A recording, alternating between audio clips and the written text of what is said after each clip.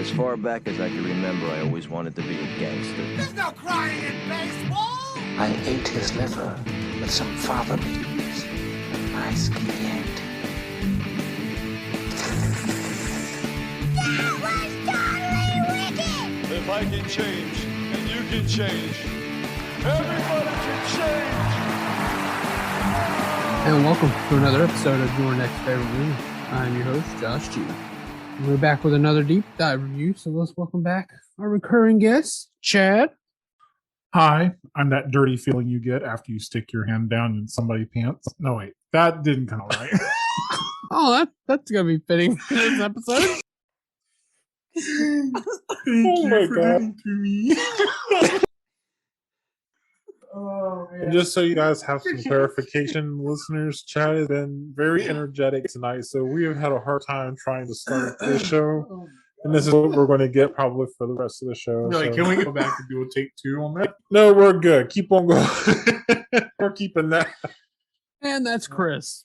So welcome. And I'm Chris. I can't come up with anything better. No, I don't think there's any topping that. Chad just stole the night. All right, and tonight we are here to talk about a movie. Just Friends? No, that's not it. Playing Melancholy Baby? No. Boy Meets Girl? Nah. Blue Moon? Words of Love? It Had to Be You. Harry? This Is Sally? How They Met? Nah. You guys know it as When Harry Met Sally. Someone is staring at you in personal growth. Imagine me and you, I do. I know him. I think about you day and night. You know, the first time we met, I really didn't like you that much. Think about the girl you love. I didn't like you. Yeah, you did. So happy together. You look like a normal person, but actually you are the angel of death. I can't see me loving nobody but you for all my life. You are a human affront to all women, and I am a woman. The skies will be blue. Yes! Want to spend the night in a motel?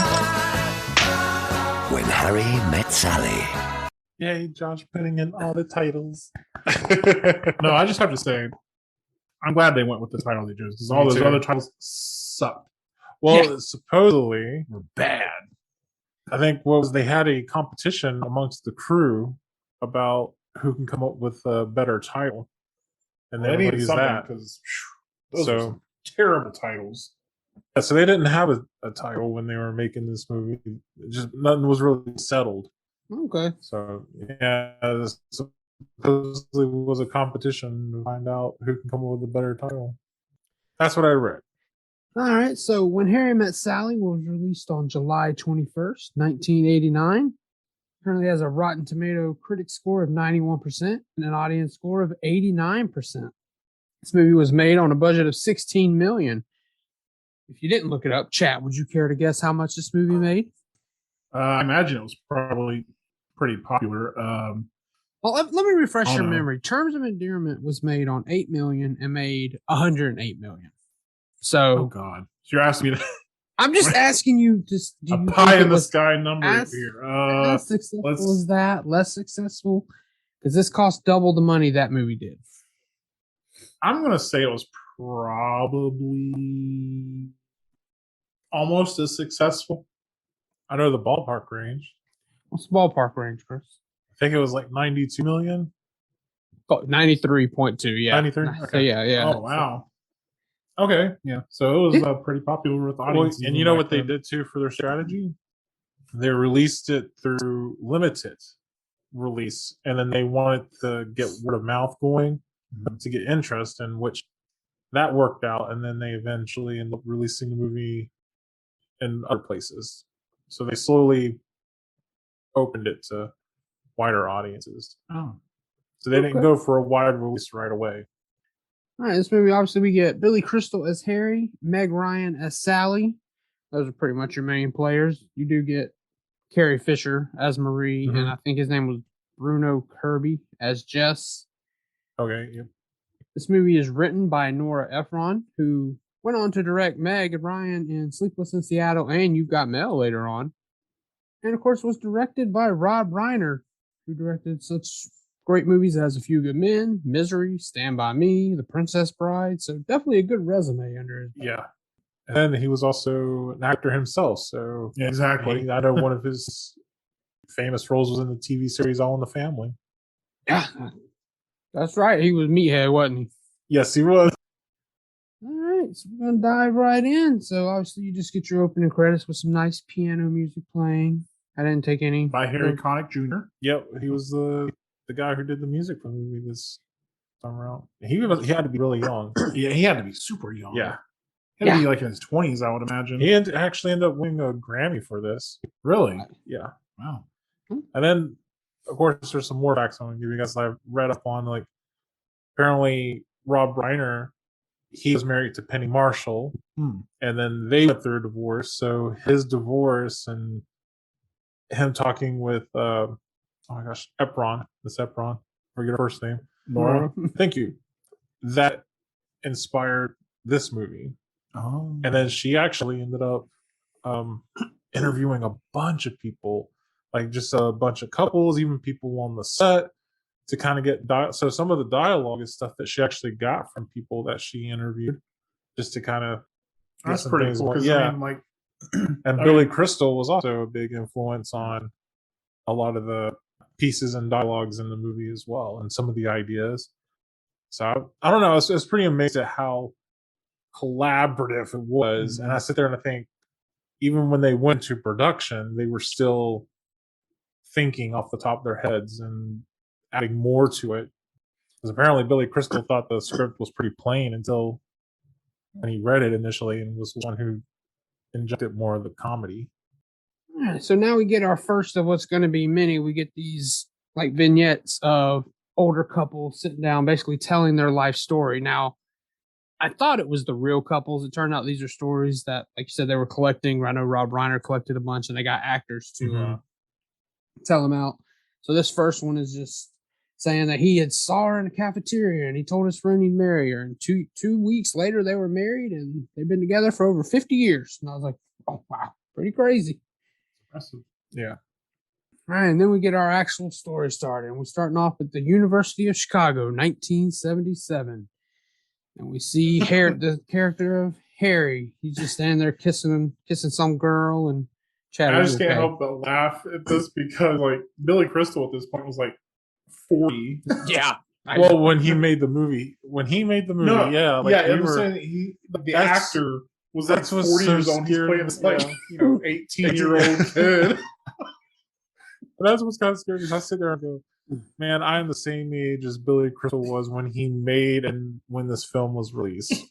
Roll around close to that close stage. to it. Yeah. You're not quite there, but you're close to it. But yeah, I just couldn't help but laugh because it was like, man, like, and just like sort of I don't know, like I feel like the way that they were speaking was like somebody from an older age, more mature age, I guess. Well, to be fair, he is supposed to be like 22.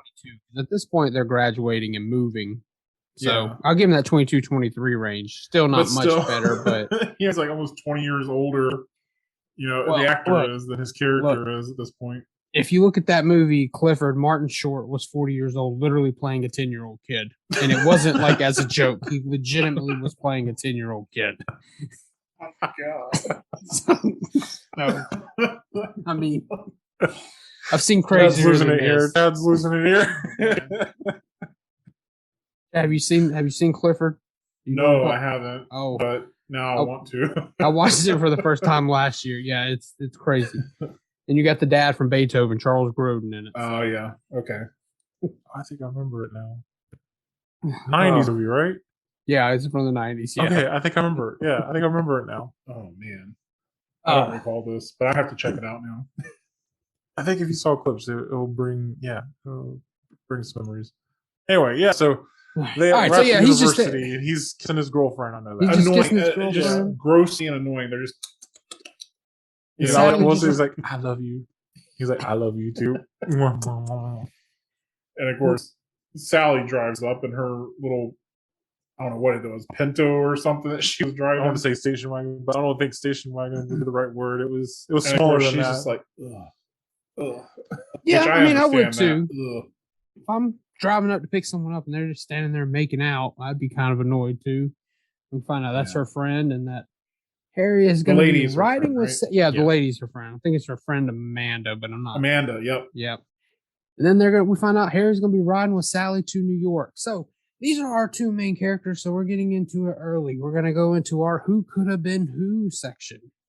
So first up, considered for Harry, we have Tom Hanks, but he considered the role to be too lightweight.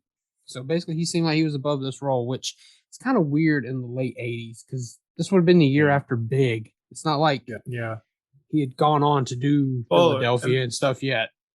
Well, then he may have had a point because, it wasn't till Billy Crystal, again, when he read it, he thought it was pretty plain himself. You're bringing that up. That's a fair point. And I guess Billy Crystal could adapt to it, and I guess Hanks didn't feel like he could. So, also considered Michael Keaton.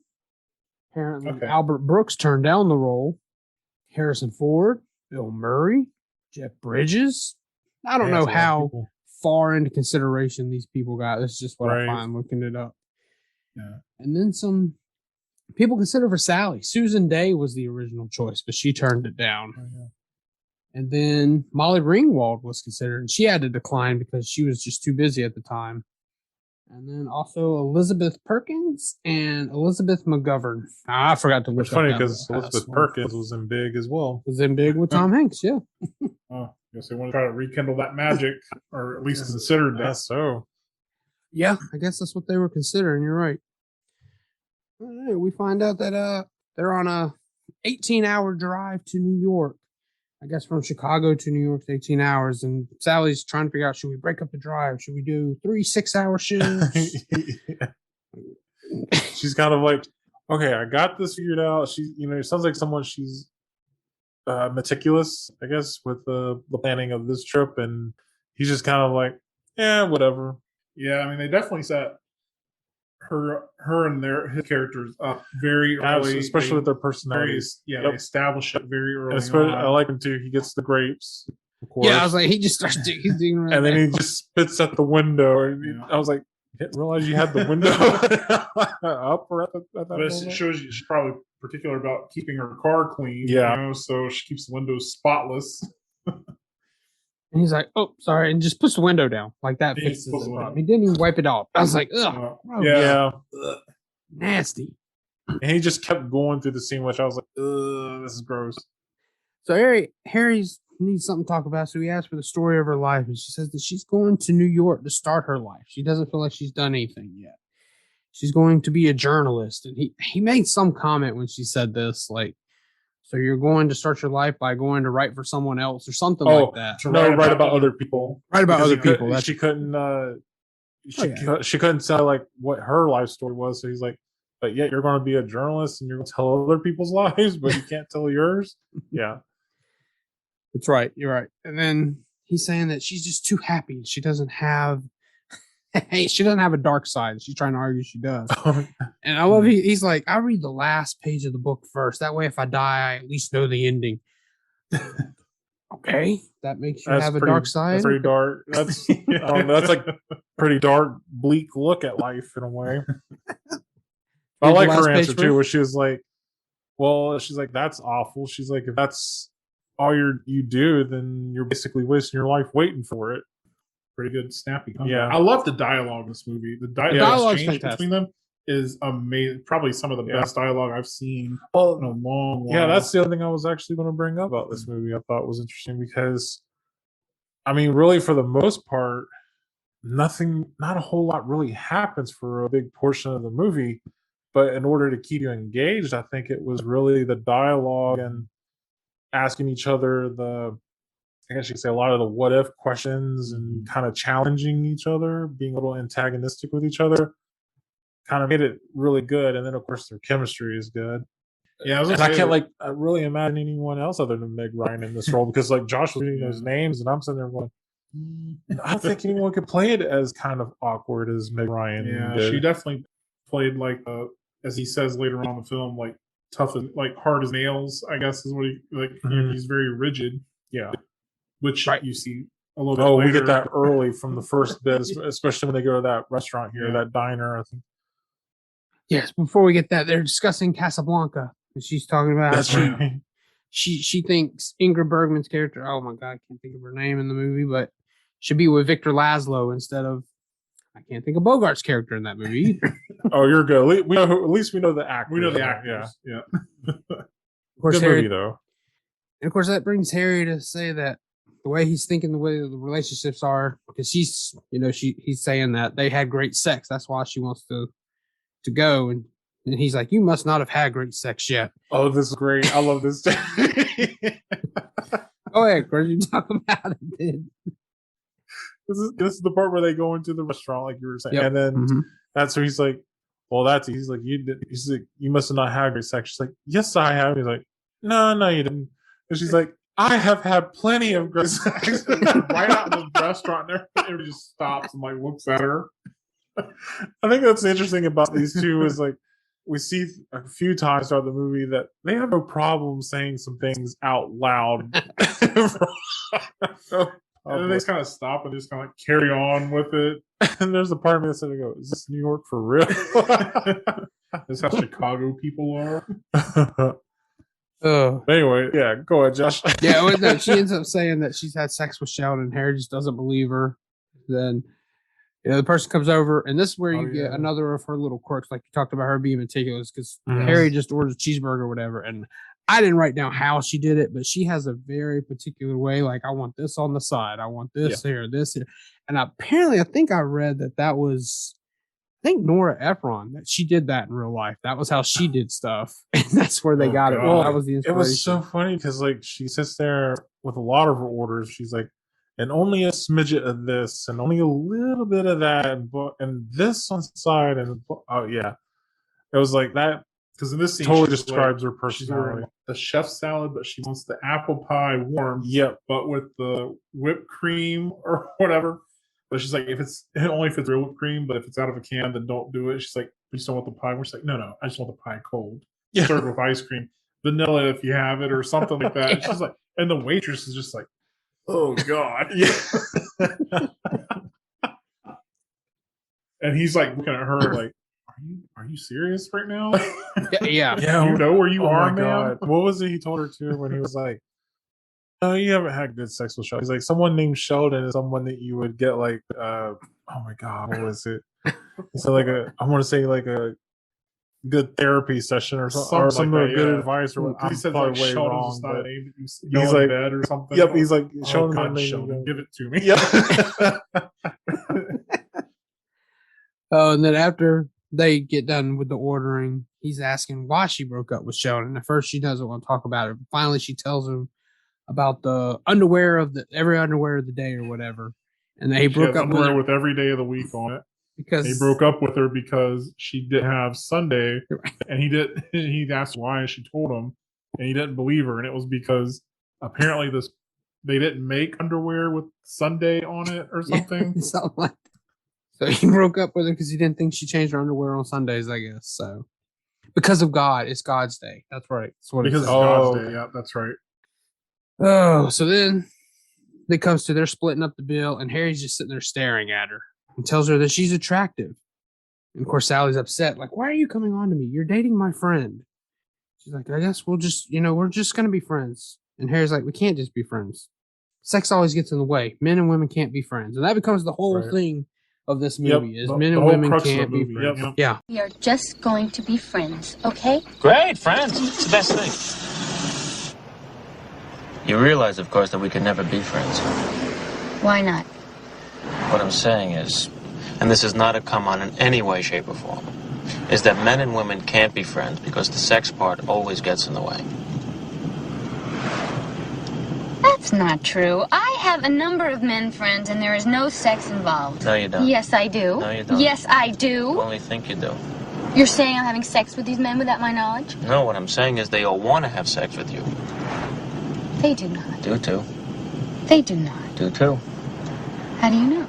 Because no man can be friends with a woman that he finds attractive. He always wants to have sex with her. So you're saying that a man can be friends with a woman he finds unattractive? No, you pretty much want to nail him too. Yeah, that's actually the real life conversation that Rob Reiner and Nora Ephron had throughout the whole thing. And apparently, Rob Reiner is close to Billy Crystal, so when he went through his divorce with Penny Marshall, he would have regular conversations with Billy Crystal.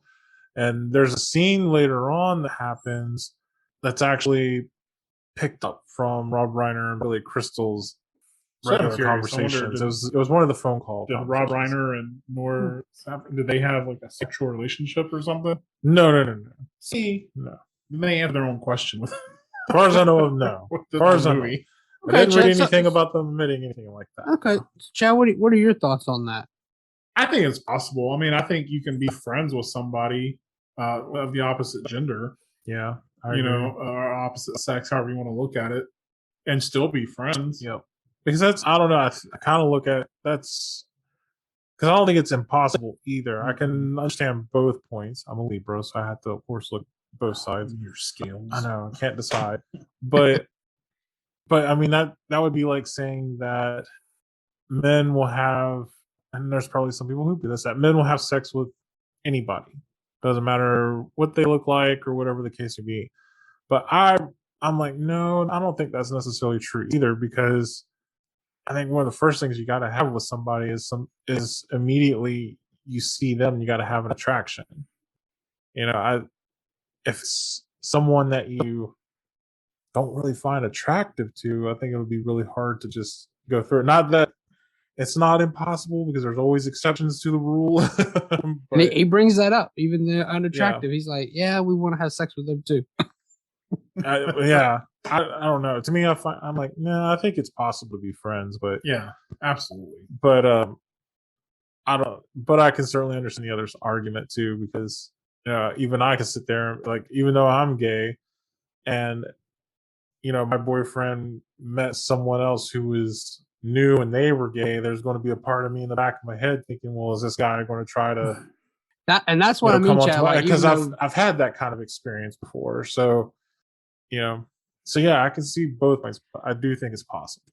I feel like it's going to be I feel like it's going to be incredibly tough, because even if you're doing fine, I think your partner is always going to wonder in their head, at least why are I mean, you got to look at it from the whole situation. So like, if you're with someone, Chad, and you start talking to this girl you met at work or whatever, and y'all are just friends, your girlfriend's probably going to be going, well, are they more? What are they doing? Why is he talking to her more? Is he talking to me? That doubt, it seems like it's always there. I don't know if you can truly get all the way around it with all the parties involved. Well, yeah, to me, I think that's something that would be, I feel like that no matter what, that's a conversation you can't avoid. It's going to come up, and you might as well just hit it head first. Just go and talk about it from the get-go. Just try to put all doubts aside and try to say where you're coming from and how you feel. So assure your partner, basically. Your partner. Do it every day if you got to. So after Harry tells her, I was gonna say, and also, like, as a guy, I can also say I don't want to have sex with everyone. The problem is when I take my clothes off, everybody wants to have sex with me, and that's the problem. Okay. Hot Chad has made an appearance. Yes. Hashtag Hot Chad. All right. So after Harry tells her about men and women can't have sex, she says that she has plenty of male friends and never had sex. And he's like, yeah, but they wanted to have sex with you. Whether they've told you or not. He's like, they want to have sex with men they find attractive and unattractive. They don't care. They're still going to think about it. And she's like, well, I guess then we're just not going to be friends. And that's too bad, because you're the only person I knew in New York. Well, he makes kind of a good point in one respect, because who hadn't sat there and thought, you saw someone that, no offense, not completely attracted to you one bit, but then you sat there in the back of your head and go, what would sex be like with that person? It reminds me of that Margaret Cho bit where she was like, have you ever seen someone so ugly that you can't help but imagine yourself in a sexual situation with them? Well, you know what? Basically, that's what I'm saying. Like, I got people at work and they'll say, God, they're so ugly, basically, that I bet they're really good at sex because they have to work extra hard at it. Oh my God. Well, that's horrible. That's bad. Well, I work in manufacturing. It's as far as talking and conversations that happen, it's pretty horrible on a regular basis. Yeah. So they arrive in New York. They're singing. They're playing that one song. Yeah, who's the guy? I say tomato. Yeah, it has the it's a wonderful. Oh, world. yeah, Who is that guy? Louis Armstrong. Louis Armstrong. Yep. Yes. Yeah, Louis Armstrong. But here, yeah. you say potato, I say potato. I want tomato, you want tomato. Billy, Harry. This is the Chad wedding tonight. Yeah. We're lucky.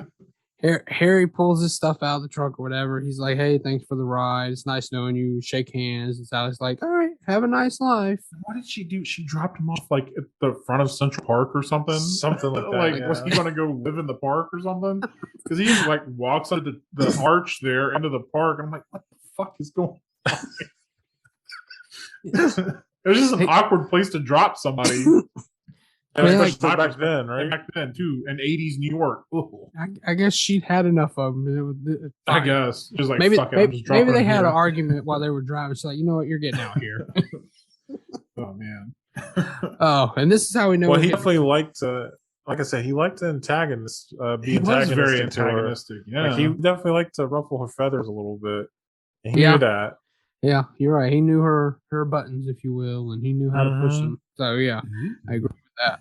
So now we cut back to one of those older couples telling their story, talking about how they were high school sweethearts, but then he had to move away in high school, but he never forgot her. And one day, like 34 years later, he saw her, and they were immediately back in love. That was a sweet story. Yeah, they fell in love all those years later. Oh, yeah. that made me smile.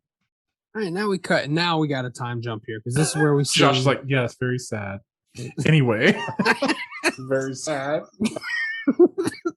All the stories are sweet. All these these real stories. Like, I really like the aspect that they put in these real stories of these people. Yeah. You know, I love hearing all that. So, yeah, very sweet. Anyway, but I'm gonna keep this train a moving, Chad. So we cut. They were in an airport. We see that now, instead of Harry making out with a woman, we see Sally making out with a man. So it's switched in this scene, you know, from the opening scene. And Harry's the one that walks by. And you can tell, like, he kind of thinks he recognizes Sally, but he's not sure. But luckily, he somehow recognizes the guy. So good thing there. He stops talking to him. He's like, I think his name was Joe. Yeah, that's his name. Yeah, something like that. Joe, is that you? You can tell he's looking at it, and then when he walks off, she's like, I knew him. I remember him. God. Yeah. She was like, oh, thank God he didn't recognize me. Right. And she proceeds to tell her boyfriend, Joe. Yeah. I drove with him to New York, Chicago. It was the worst night of my life. And she can't even remember her friend's name. Wow, he was dating At her first, she friend. couldn't. It's like only 5 years later. Like, that you forgot your college friend's name? Like, yeah. 5 years later? Wasn't that long ago. Wasn't that long ago. And Right. Then she does. And then she's like, oh, Amanda. Amanda, yeah. That's where I wrote it down to make sure I had it. Yes. Now we Because cut. Josh almost forgot her name, too. Man, poor Amanda. She's so forgettable. People are just like, what's her name again? Well, she was that only scene. I mean, yeah, she's not a big role, Chad. Oh, man, poor Amanda. Justice for Amanda. That's what that's my hashtag. I'm story. Remember Amanda. All right, so we cut to the plane, and of course, Harry's seated behind Sally. And then he ends up getting the guy in front to switch him or whatever. Well, it's funny because leading up to this, like, he's sitting behind her and she's going about her business, and then the stewardess comes by. Yes, and she does that. And she's thing like, again. Yep. What would you like? She's like, I want a Bloody Mary, but I want it like only filled 3 ways full, and then put a splash of Bloody Mary mix in there. And she's like, and only a splash. And only a splash. She's like really being very specific. And he, like, you see him like prop his head up. He's like, I knew her from somewhere. You're right. That is what triggered the fact that he remembered her. And so he gets up there. He goes on the attack. Yep. And they start talking, and then the guy in front of him is like, do you want to stay here? He's like, yeah, sure. She's like, oh no, please no. Yeah. Oh dear God, don't let him do it. But yeah. And the first thing he asked, like, we did it, right? Did we do it? Did we have sex? She's like, no.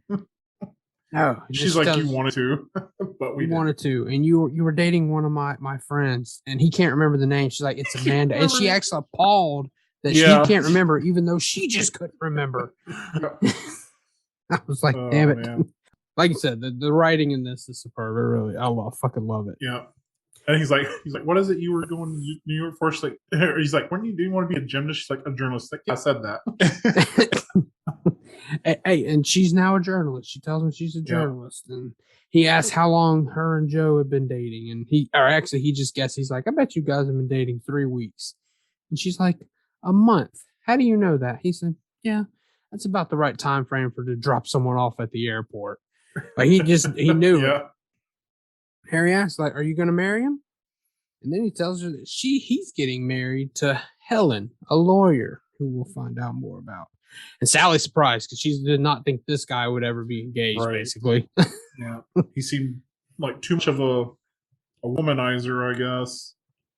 Right. Well, again, he just was... He knows how to poke the bear. Well, he is, because even here he says the reason he got engaged is he's tired of doing the single man stuff. In other words, taking her out, having sex, just laying there waiting till he can leave. Yo, dating is tough. Yeah, man. Dating is tough. Like let's just all just be real here. You gotta pretend to be interested in somebody. You gotta pretend to be interested in their life. You gotta go out on dates. You gotta eating when you're dating is the worst, right? Because like when you're out on a date, you eat like a little rabbit. Right, and then when you go home, you just inhale everything. You know, the mayonnaise, the eggs. Oh, Chad, you're speaking to my community. And then, not to mention, when you have gas, you can't let it out until after the date's over. And then you get in your car and you don't even have to turn on the car; just blow the gas, let it blow you on home. Exactly. But to be fair, he's not really what he's talking about. Isn't really dating. He's basically having one night stands with these women, and then when that's true. That's a good point. Yeah. When they're done, he's just waiting until he can leave. He's like, he's now a one-woman man. Yep. Oh yeah, talking about the cuddling part. Yeah. Which, by the way, what is the proper length of time? Because usually I'm just like pointing to the door right after. I'm just like, no, just go. And then Harry asked Sally to go to lunch with him, and she's like, I thought you said men and women can't be friends. And he's like, no, I didn't say that. Why would I say that? And then he's like, yeah, I probably said that. Would you like to have dinner? Just friends. I thought you didn't believe men and women could be friends. When did I say that? On the ride to New York. No. I never said this. Yes, that's right. They can't be friends. Unless both of them are involved with other people, then they can. This is an amendment to the earlier rule. If the two people are in relationships, the pressure of possible involvement is lifted. That doesn't work either, because what happens then is the person you're involved with can't understand why you need to be friends with the person you're just friends with. Like it means something is missing from the relationship and why do you have to go outside to get it?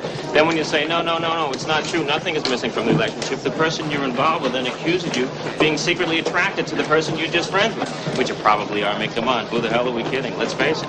Which brings us back to the earlier rule before the amendment, which is men and women can't be friends. So where does it leave us?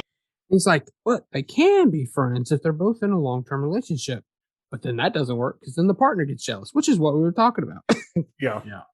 Because like they wonder, why would you need to be friends with the opposite sex?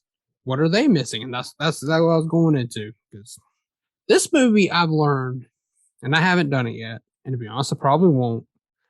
I think this movie would be hard for a couple to watch because of the stuff it brings up. It would kind of be uncomfortable.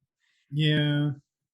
And that gets, but the thing is, it may feel uncomfortable, but it happens in real life. It is definitely a universal dating theme. Yeah. Because regardless, it's going to come up. It's going to be discussed. And it's like, just buckle up. Just go for it, talk about it. You got no choice. Here we go. We get another older couple story. Man's talking about how he had married this woman, then they got divorced, and then he went and married a whole bunch of other women. Crazy one, yeah. And then he couldn't remember the names. Like, and then I got with Ramona, or she's like, yeah, but before her, you were with Bertha or something. Yeah, he's like, the wife I was with her. The wife. But I didn't marry her. But then I married Ramona, and then we went to my wife's funeral, or so we were at a funeral. Yeah. But I was divorced already, and I was with what was her name? She's like, I don't know. She named she just named another lady. Yep, she knew all the names. She knew all the names. She knew all the names, and he did not. And then they got And I have to give married these again. couples a lot of credit because I thought they were real couples at first. I did too. Yeah. I did too. I thought they were. It just goes as to show well. how good or how really good their performances were. Yeah. Because then when I read it that these were actors, I was like, "Damn, they're good." Yeah, like I obviously the first time I watched this last year, I didn't look up any information on it, and I just thought they were real couples. So it wasn't until this viewing when I looked it up that I found out they weren't. Because they come across as real couples. Mhm. Especially this one couple, because the guy's talking and then she's just talking over him as he's talking. And it Yeah, just that feels was like funny. a real couple. That was a funny one too. Yeah. But yeah, and they got married 35 years later to the day. So it all ended up coming around. I guess that story ended up working out after that. Hopefully he didn't get divorced from her again and then meet up another one. Who Oh knows? my god, that one sounded like that was a lot of drama. Then we cut to 5 years later and we see Sally at lunch with some friends. And we learn that Joe has broken up with Sally. And her friend, played by Carrie Fisher Marie, the first thing she's like, so wait, Joe's available? She's always on the prowl in this movie. And I'm like, always. Yeah, you can tell she's like desperate to find a good man. Yeah. And we find out she's ready to get that snag a man. Snag a man. Yeah. Well, she has bad taste in that because she's always going for married men, as we find out. But yeah, that's right. That's her. Oh my vice, god, that's her big storyline in this movie. But we find out Sally's 31, and Marie says her clock is ticking, and Sally says, "No, my biological clock doesn't start ticking until 36." So in her mind, she's got 5 more years left. 5 years. 5 more years. Yeah. And what's Marie do? She brings out literally a Rolodex of different men that she can just look up for Sally. I was like, she carries a big Rolodex with her of names. It's a Blanche Devereaux move. There we go. Yeah, maybe Blanche is a distant relative of hers. Her Yankee What's the old relative. saying? Like, was it that Blanche's niece told her one time? It's like, if you got Sally and eat notes out of your hands, you best close the gate before you get sugar. You said that. Then Sally tells Marie that she's over Joe, but she's still in a mourning period. She doesn't actually want to get dating yet. But then Marie's still pulling out anyway. She pulls out this man, and Sally's like, he's been married for a year. Marie doesn't even know. He has? Marie just keeps putting more pressure on Sally. You need to get married. You need to get married, which is funny coming from someone who's not married. And that's the thing. Like, they are like, these two women terrifying her into like, oh, if you don't get married, you're never gonna be anything or something. Yeah. She's like, I was like, oh my god, like, y'all need to stop. Worst friends ever. Worst friends. Like, dump those friends. Well, I mean, it's hard to even take the one seriously because I'm like, bitch, you're not married. How are you going to be sitting there telling me I need to get married? Exactly. And on top of that, she's dating a married man. And she's dating her man. She's a homewrecker on top of that. Well, I mean, not just her, the guy she's with is also that. But I'm like, good lord. Like, because then he like, he's always like canceling stuff on her too. And yeah. And she's sending like the wrong gifts or something like that, maybe. Yep. Yeah, and she's like, he's not going to leave his wife for me. And they're like, yeah, we've been telling you that. Yeah, like, exactly. It's like, you're finally having this revelation after how long now? And after everybody's been telling you that signs are there. Now we cut to a Giants football game, and Harry's sitting there with Jess, and he's telling them that his wife now, Helen, who they was engaged, they got married, and now wants a trial separation. He tells him that she said, he asked her, don't you love me anymore? And she's like, I don't know if I ever loved you, that'd be tough to hear in a relationship. That is really tough. Yeah. Ooh. And all during the game, he's revealing this too. Yeah. During the game, and they're still, wave. I said they're still participating in the wave and everything. So and I like to, like, if anything, like you have Meg or Sally, but she's sitting with her 2 friends in a nice little outdoor restaurant, in Central Park. But meanwhile, he's at this football game. Yeah. And if you notice, he's surrounded by nothing but men. Yeah, right. There's no women in that audience. Right. It's just all men. So it's kind of like sitting there telling you, okay, female perspective, male perspective, right. blah, blah, blah. That's exactly what it's doing. You're right. So then he gets back, and the movers are already there to start moving the stuff out, even though she just told him this information. And he's like, you knew about this. And it turns out she had made the appointment a week ahead of time to get this set up, but she didn't want to tell him because she didn't want to ruin his birthday. And not only is she leaving him, she's already moving in with another man. Really quick. Yeah, really quick. And we know where that's leading to. Oh, yeah? She's going to marry him. Oh, yeah. Yeah. Then we get a scene of Marie. She's telling And Dutch like, oh yeah? Very sad. Okay, anyway. It leads to a funeral, Josh. So then the next day we have Sally and Harry all in black. Oh, jeez. Just that quick, huh? It was a very different movie. That would be a very different movie. So we get a scene of Marie and Sally, and she's telling her that she looked at this boyfriend's credit card bill and that he bought this expensive, like $150 nightgown or something for his wife. And that's when she actually said, I'm worried that she's never going to leave her. She's like, yeah. And then they're in a bookstore or something, because then we see Harry's just staring through the books looking at Sally. Like a perv. Right. I like how Marie's like, right. Someone's looking at you at the self-help or something like that, you know. But I like how the books that they were all looking at, all of it was nothing but like dating advice books. If you looked at all the titles on there, that's all. I did not look at the titles. Okay.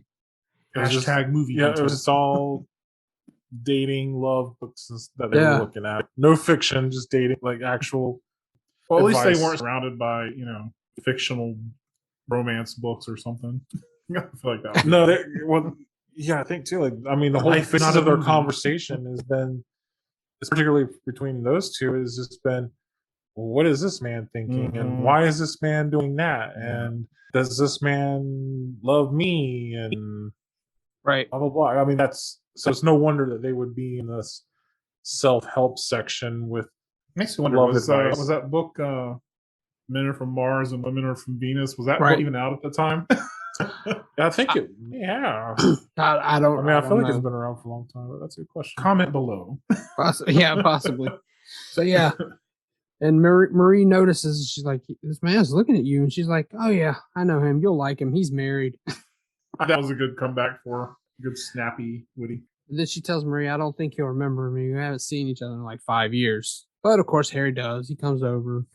And he asked about Joe. He remembered that she was with Joe. And she says they broke up. And then she asks how married life is. And he's like, we're about to get a divorce. Tells her about the separation. And then Harry says, what happened with Joe? So then we cut to them walking into a restaurant. And I was like, did they really have to wait to have this conversation? Like, that's a long time. What about Joe? Well, hold on. Wait till we get to this restaurant. And then we'll have this conversation. Was it this?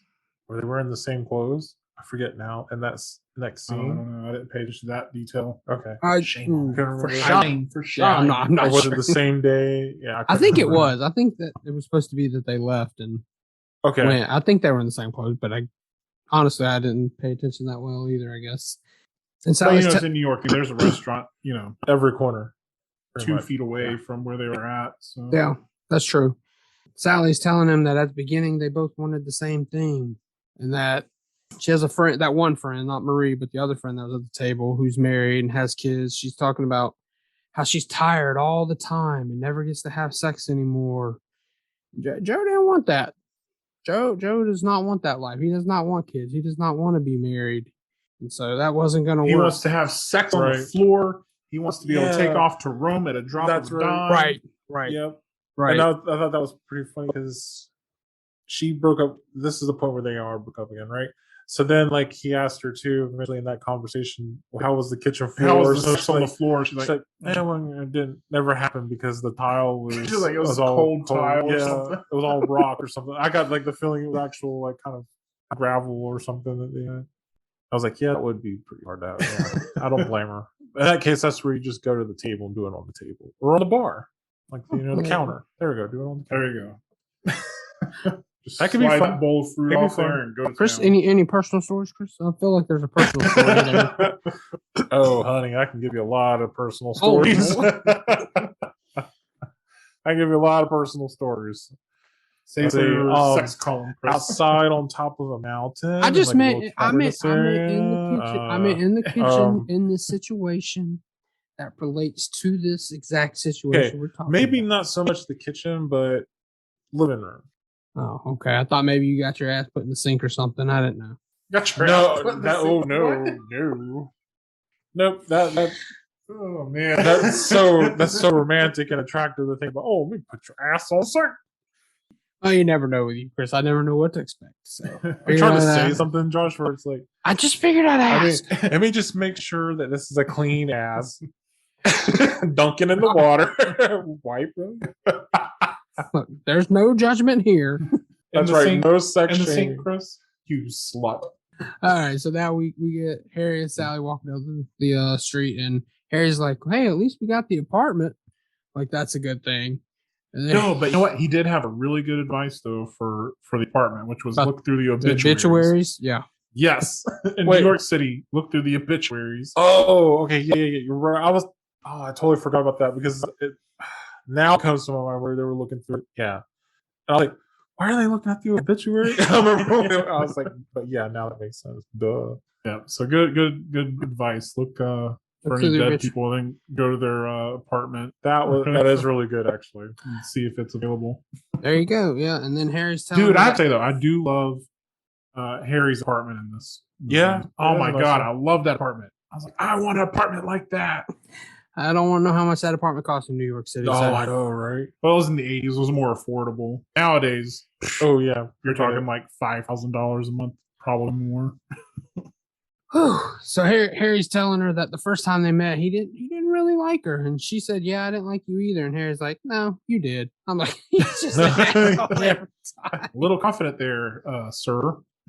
I like how when he does that, those kinds of quips with her, she always has that weird kind of stank face thing. Like, what did you just say? You know, that kind of thing. Yeah. She just kind of, No, he knows how to push her nose kind of goes up a little bit, and her mouth Yeah. is like, eh.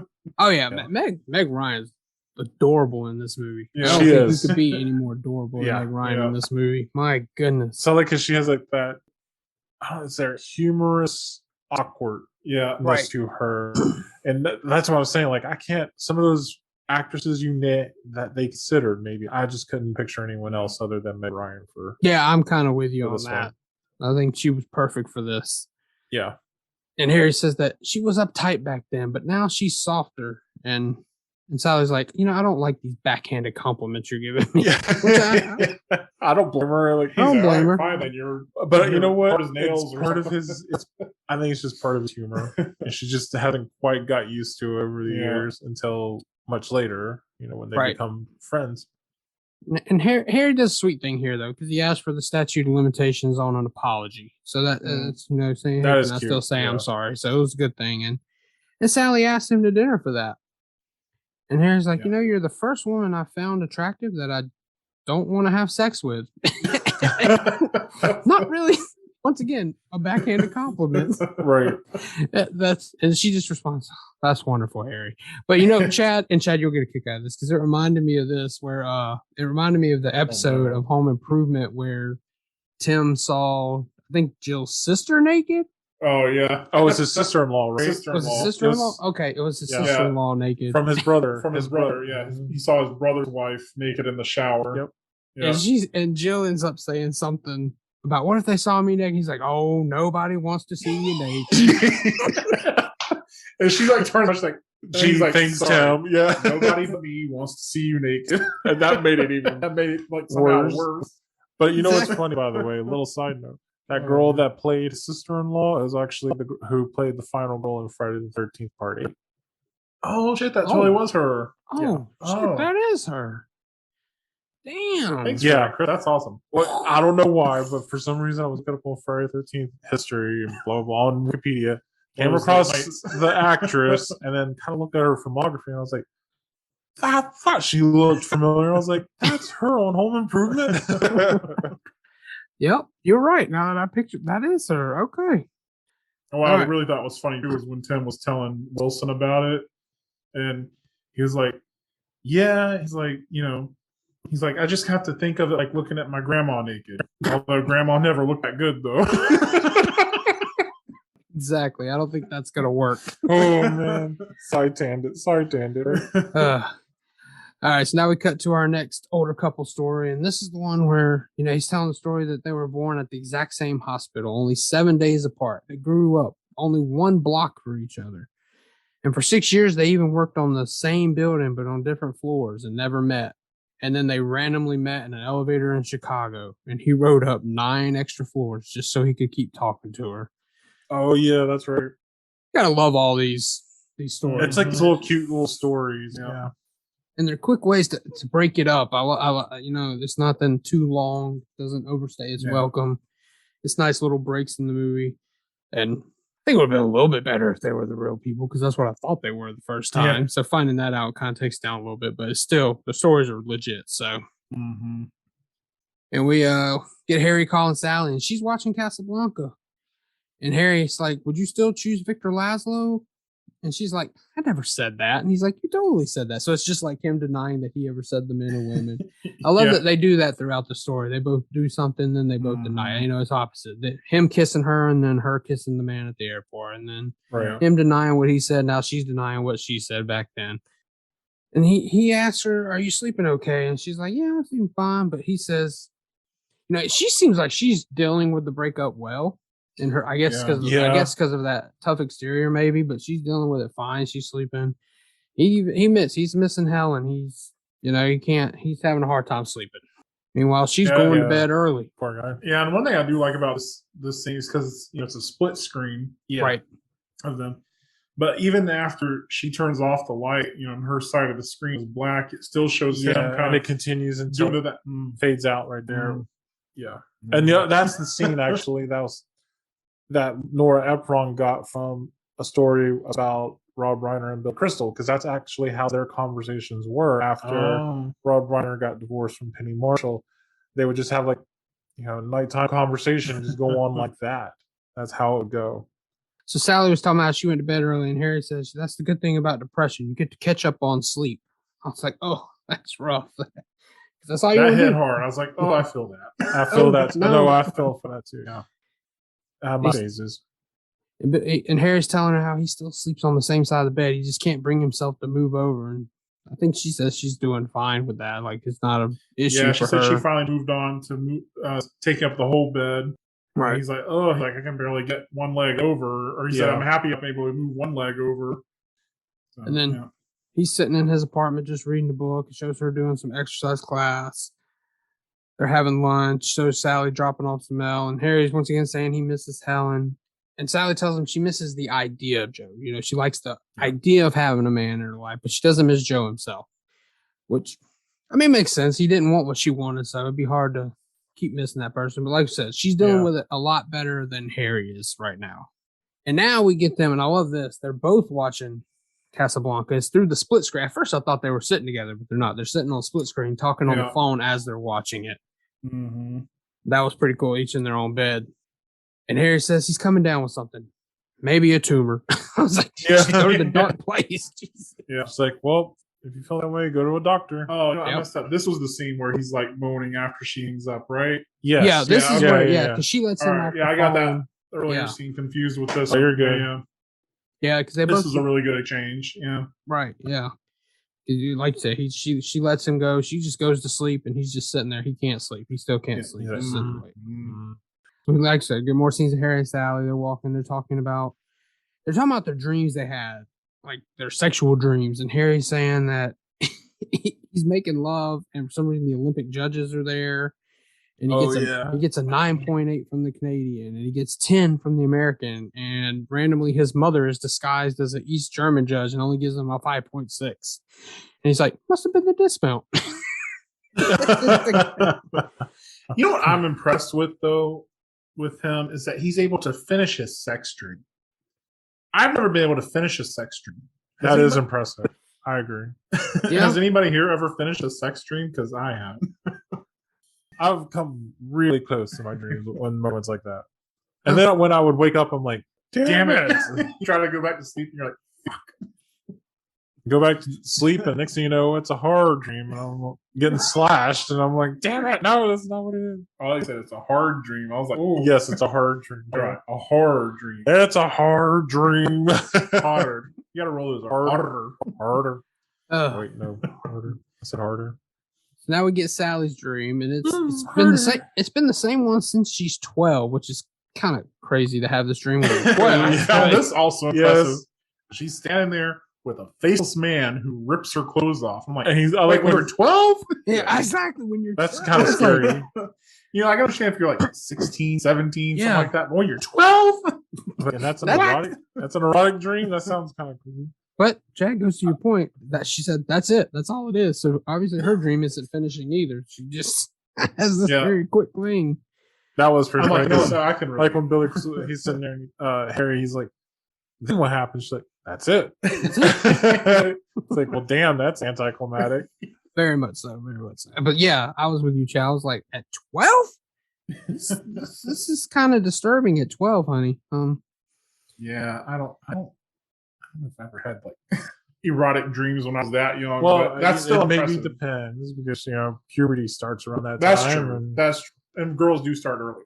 Yeah. So No, that's very true. I just don't know about the faceless man ripping clothes off. That seems yeah, a no, little... like it sounds like a scary dream to me, though. it does sound like a scary. Just like saying. the Slender Man, Like just some weird faceless guy just comes up to you and just tears your clothes off. Well, Chris, kind of scary. now we get Harry and I forgot where they're at. They're in some kind of museum looking around or something, maybe. I can't remember, but he starts doing this voice and he's like, I can't do it. I can't do it. I can't do it either. I was trying to like sort of mimic it while I was watching it, and I was like, I can't do this either. Yeah, I can't do this voice he does, but he tells her he's going to do it for the rest of the day and asks her to go for some pecan pie. Right. Pecan pie. Good job. There you go. And then he asked her to go to the movies that night, and she can't because she has a date. She didn't want to tell him because she thought, even though they're just friends, they're having a good time, she didn't want him to get angry. And he's like, no, I'm happy for you. And she's like, Harry, you should date again, but still not ready for it. And even though he says he's happy, you can tell it stung a little bit when she said it. Yeah. It stings. And she noticed too. I think she noticed it too, that he was a little taken aback by it. So then we get a scene. This is after her date, I guess, because they're unrolling this giant rug in his awesome apartment that I'm so envious of. And Harry apparently tried the dating thing, and he's like, it went horrible. And she's like, yeah, but it was only the first. It can only get better. It's like, well, of course, you've only had one date. What do you know? They both have only had one date. Of course, they're getting back out there. You got to get that first one out of the way before you can get to going, right? Well, then... But no, Sally goes through her date. I love this. Yeah, she goes through her date. Yeah. So I was like, listen, it's going to get better. We finished dinner. He pulled hair out of my head and used it as floss. Oh, yeah. That's disgusting. God. That's disgusting. Like, who does that? And not only that, but like hair is too fragile to be used like that anyway, right? I mean, I think the hair follicle would actually break, right? Yes, but I guess it just... I've never done it before. Comment below if you use somebody's hair to floss. Use someone's hair. Somebody let us in on this. Because that is definitely a terrible date. And Harry tries to make his sound worse. It's not. I'm sorry. Sally had the worst date here, but he said he made some kind of joke about Ethiopia. I can't remember what the hell the joke was. And he said that she didn't Probably laugh. not appropriate. Probably not. Probably not. But then he's like, my date went to Michigan State and Helen went to Northwestern. And they're both Big Ten schools. And I'm like, oh, really? And he's like, had an anxiety attack and we had to leave the restaurant. And then she's like, yeah, it takes a long time to get out there and even longer to go to bed with someone new. And Harry's like, oh, no, we went to bed. But and she's kind of like, what? Are you serious? Still going back to his old ways, I guess, of, Yeah, he's still got betting and kicking a woman to side afterward. Yeah. Yep. Waiting for that 30 seconds to go by laying there so he can move. Then we get a scene of Harry talking with his friend Jess. And Jess, he doesn't understand how Harry can just like talking to Sally, find her attractive, but remain friends. The whole premise. And they're here they're at the batting cages or whatever. You got this little kid yelling at him, hurry up. And he says, they're going back and forth. He's like, I got a stack of quarters and I was here. No, you weren't. Yes, I was. No, you weren't. Yes, I was. He's like, he's like, jerk. He's like, creep. But what I found really funny was he was talking about make a woman meow or something. Yeah, I was saying, just like, so like, you what?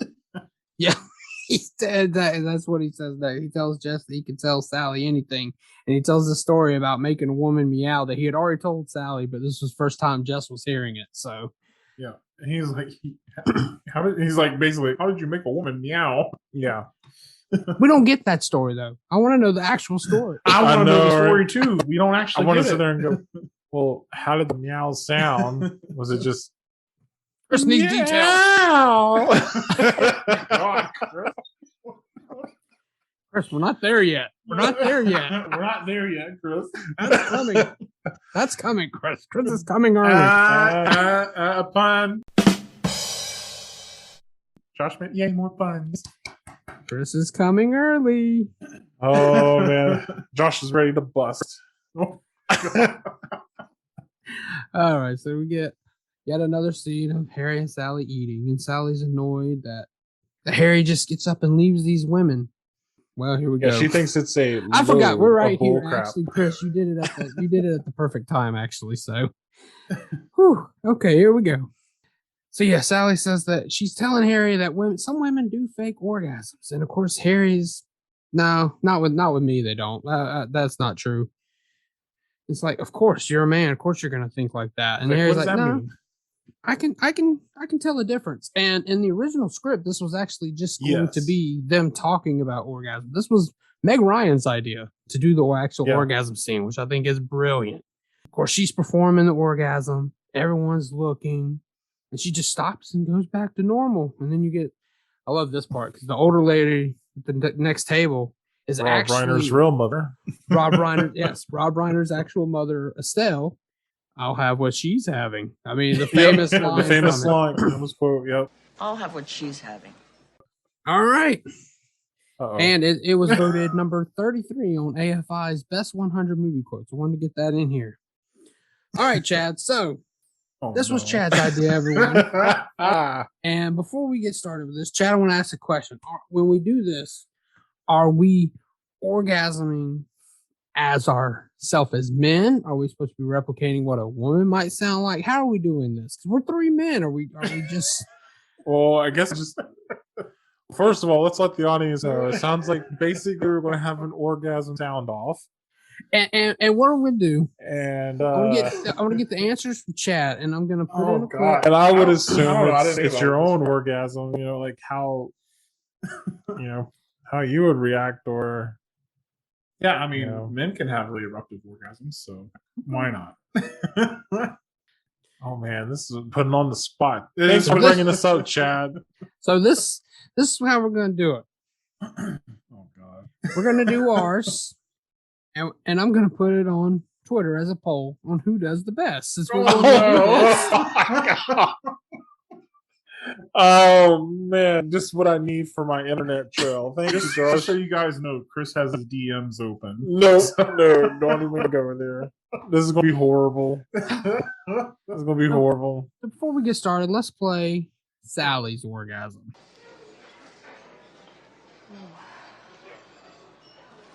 Oh. Ooh. Are you okay? Oh.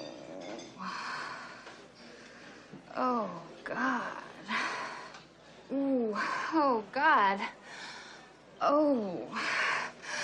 Oh. Oh. Oh, God. Oh, yeah, right there. Oh. Oh. Oh. Oh. Oh, God. Oh. Yes. Yes. Yes. Yes. Yes. Yes. Oh. Oh, yes. Yes. Yes. Oh. Yes. Yes. Yes. Yes. Yes. Yes. Oh. Oh. Oh. Oh, God. Oh.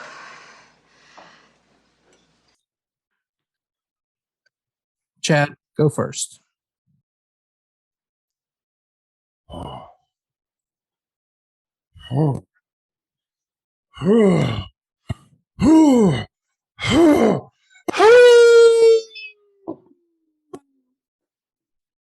Yeah, I think I'm going to go next. All right.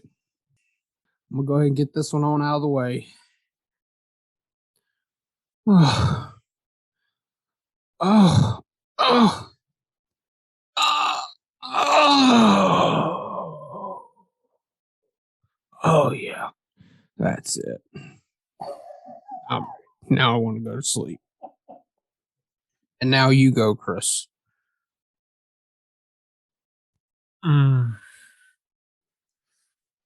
Oh.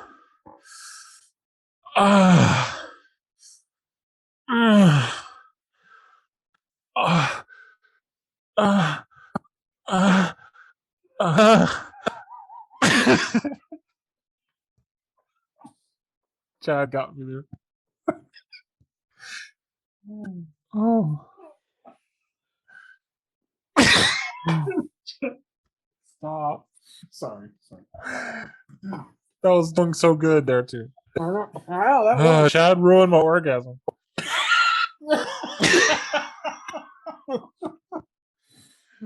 Okay. I didn't finish. I didn't finish. Can't have blue balls. That shit hurts. That is true. Any of my fellow men know what I'm talking about? Yeah. All right, let me finish.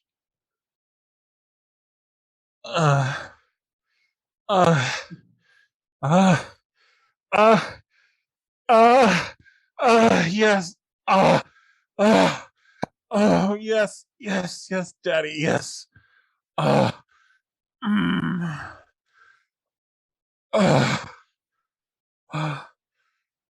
is that good, Daddy?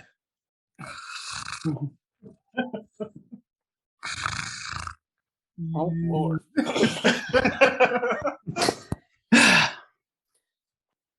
All right, now let's see who's going to win the sucker. All right, people. So you heard it, and now I will be putting up a poll on Twitter so that you can vote. So, and ladies well, and guys, gentlemen, I can tell you this. Doing that. That's either going to be our best or worst segment of the show we've ever done. This suddenly took a. I recommend, ladies and gentlemen, to Google search your hottest men and listen to those clips while looking at those pictures. Okay, then. Go. All right. And now, back to the review. It's Christmas time. We see ice skating all around. We see a bunch of trees. And Harry and Sally are actually cutting down a tree together. And they're taking it to her apartment. Yeah, I thought she was going to take down the one tree that they were walking by. Didn't that look like she was trying to grab another tree, too? Kind of did look like that. Then we cut 1 week later, I guess, because now they're dancing at a New Year's Eve party. And now he's got his beard back.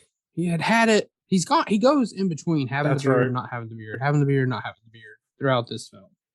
And then while they're dancing, they agree that next year, if they're still not with anybody, they can always go out and do this New Year's Eve dance together. And I gotta say, she was cute in this scene, except for the side ponytail, but otherwise, she was cute. She was really I'd be lying if I didn't say I find Meg Ryan cute in like every scene in this movie. She's just so fucking adorable in this movie. I can't get over it. And they actually are, they're dancing cheek to cheek, and they have this look like you could tell they want to try to make that move, but they're also scared to make that move for the other one. And then we get that sign that it's 10 seconds to New Year. So what do? They stop dancing, go outside, and then they give each other a little peck, and they give a hug, do the normal New Year's kiss, so they have someone. Then we get our next cut to the next real life older couple. And he was the head counselor at a boys' camp, and she was the head counselor at the girls' camp, and he came over one day, and they just knew immediately he was the one. I bet it was during a panty raid. Possibly so. Possibly. Just saying, he didn't give any description about why he went over there. That's true. It does just say he went over there and she knew immediately. That is all we get. Exactly. We don't get. That's what I'm saying. It could have been during a pen raid. We'll go with that for now, Chris. It sounds good enough for me. Right? He just was going through the halls. He had a bunch of panties and bras on him, and then he stopped in the middle of the hallway and he saw her because he was caught up in her beauty. Now, how awesome is that? Now we cut back. Sally's sitting there walking with Marie. We learn Marie is now once again still with a married man. I don't know if it's the same married man, if she's moved on to a different married man. I don't know if it specifies that or not. I think it was the same guy. You think it's the same guy that she's been with? I think it's the same guy. Yeah. Okay. Because the whole time she's been told, like, she was like going back and forth on the whole thing, like he's never going to leave me, or is he going to leave? Or I'm sorry, he's never going to leave his wife. Blah blah. Right. Blah. That was the whole story for her. So I kind of figure it's the same thing, even though she's been told several times. Right. No, he's not going to leave. Okay. Yeah, that makes sense. I wasn't sure if it was the same aunt or if it was literally just her repeating the same cycle, even though she keeps going through it and Right. it never works out. And yet she's still back to another married man. So I don't think it ever tells us, implicitly which one it is. But anyway, we find out Sally's trying to set up Marie with Harry. Harry's trying to set up Jess with Sally. And Harry's telling Jess. Awkward dinner date, right? Is that what the scene is? Awkward double dinner date. It is, because and Harry Jess doesn't believe this, but Harry's like, she's got a good personality. But is she attractive? Yeah, she's attractive. I don't believe you, Harry. When you say someone's got a good personality, it's because they're not attractive. And like you said, I gotta tell you, there's nothing scary than being probably set up on a blind date, not knowing what this person looks like, and you're really just kind of relying on someone's word, and it's like, you're my best friend. I love you and all, but do you really? Especially when they're just kind of like, well, they have a good personality. You're like, yeah. Well, and Harry brings that up. He's like, no, if someone says, are they attractive? And you respond with, they have a good personality, then they're not. I started with, she's attractive and she also has a good personality. It's different. It's the dialogue. It's the dialogue that makes these scenes work so well. It is. And also, and again, for a movie that doesn't have a whole lot going in it, it relies on dialogue. It's the dialogue. Absolutely. Yeah. That's what it relies. If the dialogue was bad, this would be a shitty movie. It really would. Yeah.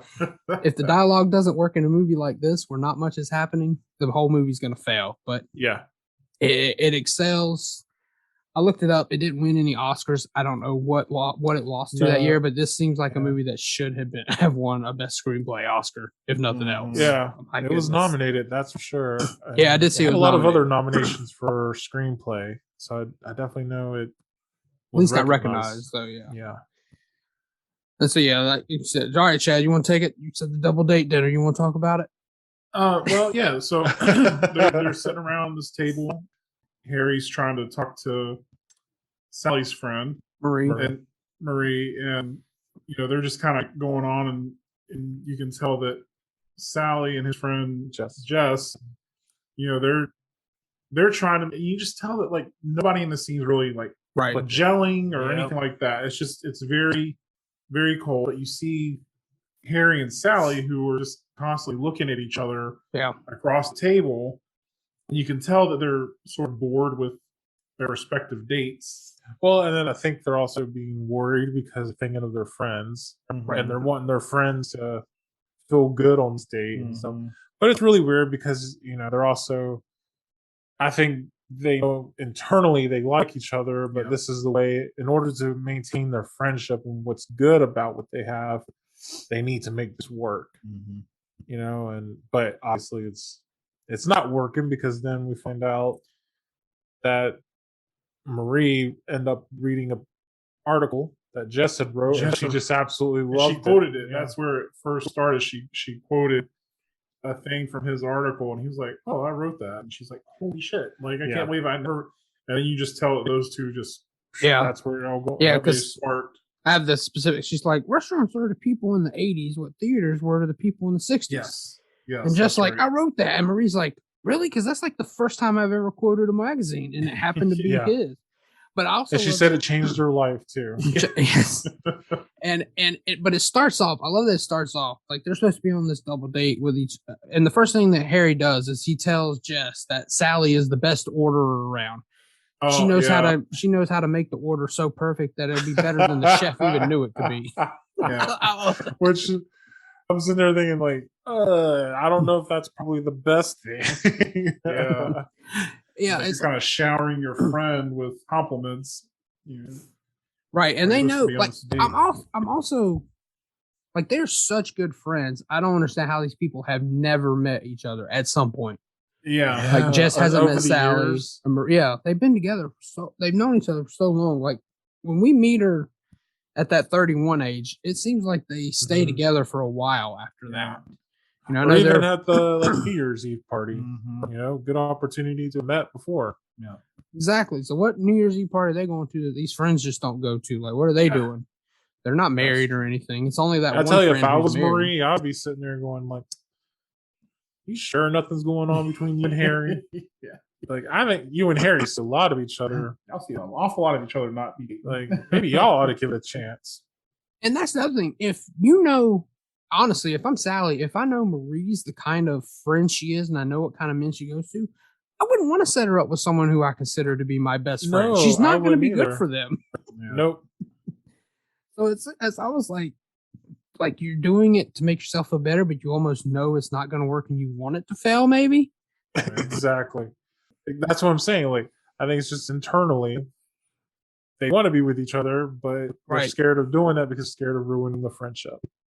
So then we cut outside. They're walking down the street, and first off, Marie pulls Sally to the side, and she's like, "Look, I know you're dating Jess in this situation, but are you okay with me going with Jess? I'm asking him out. We'll have something together." And meanwhile, Jess and Harry are having the exact same conversation. Yeah, because they both know, and they both tell him like, "Yeah, just wait a week so you don't hurt the other one's feelings."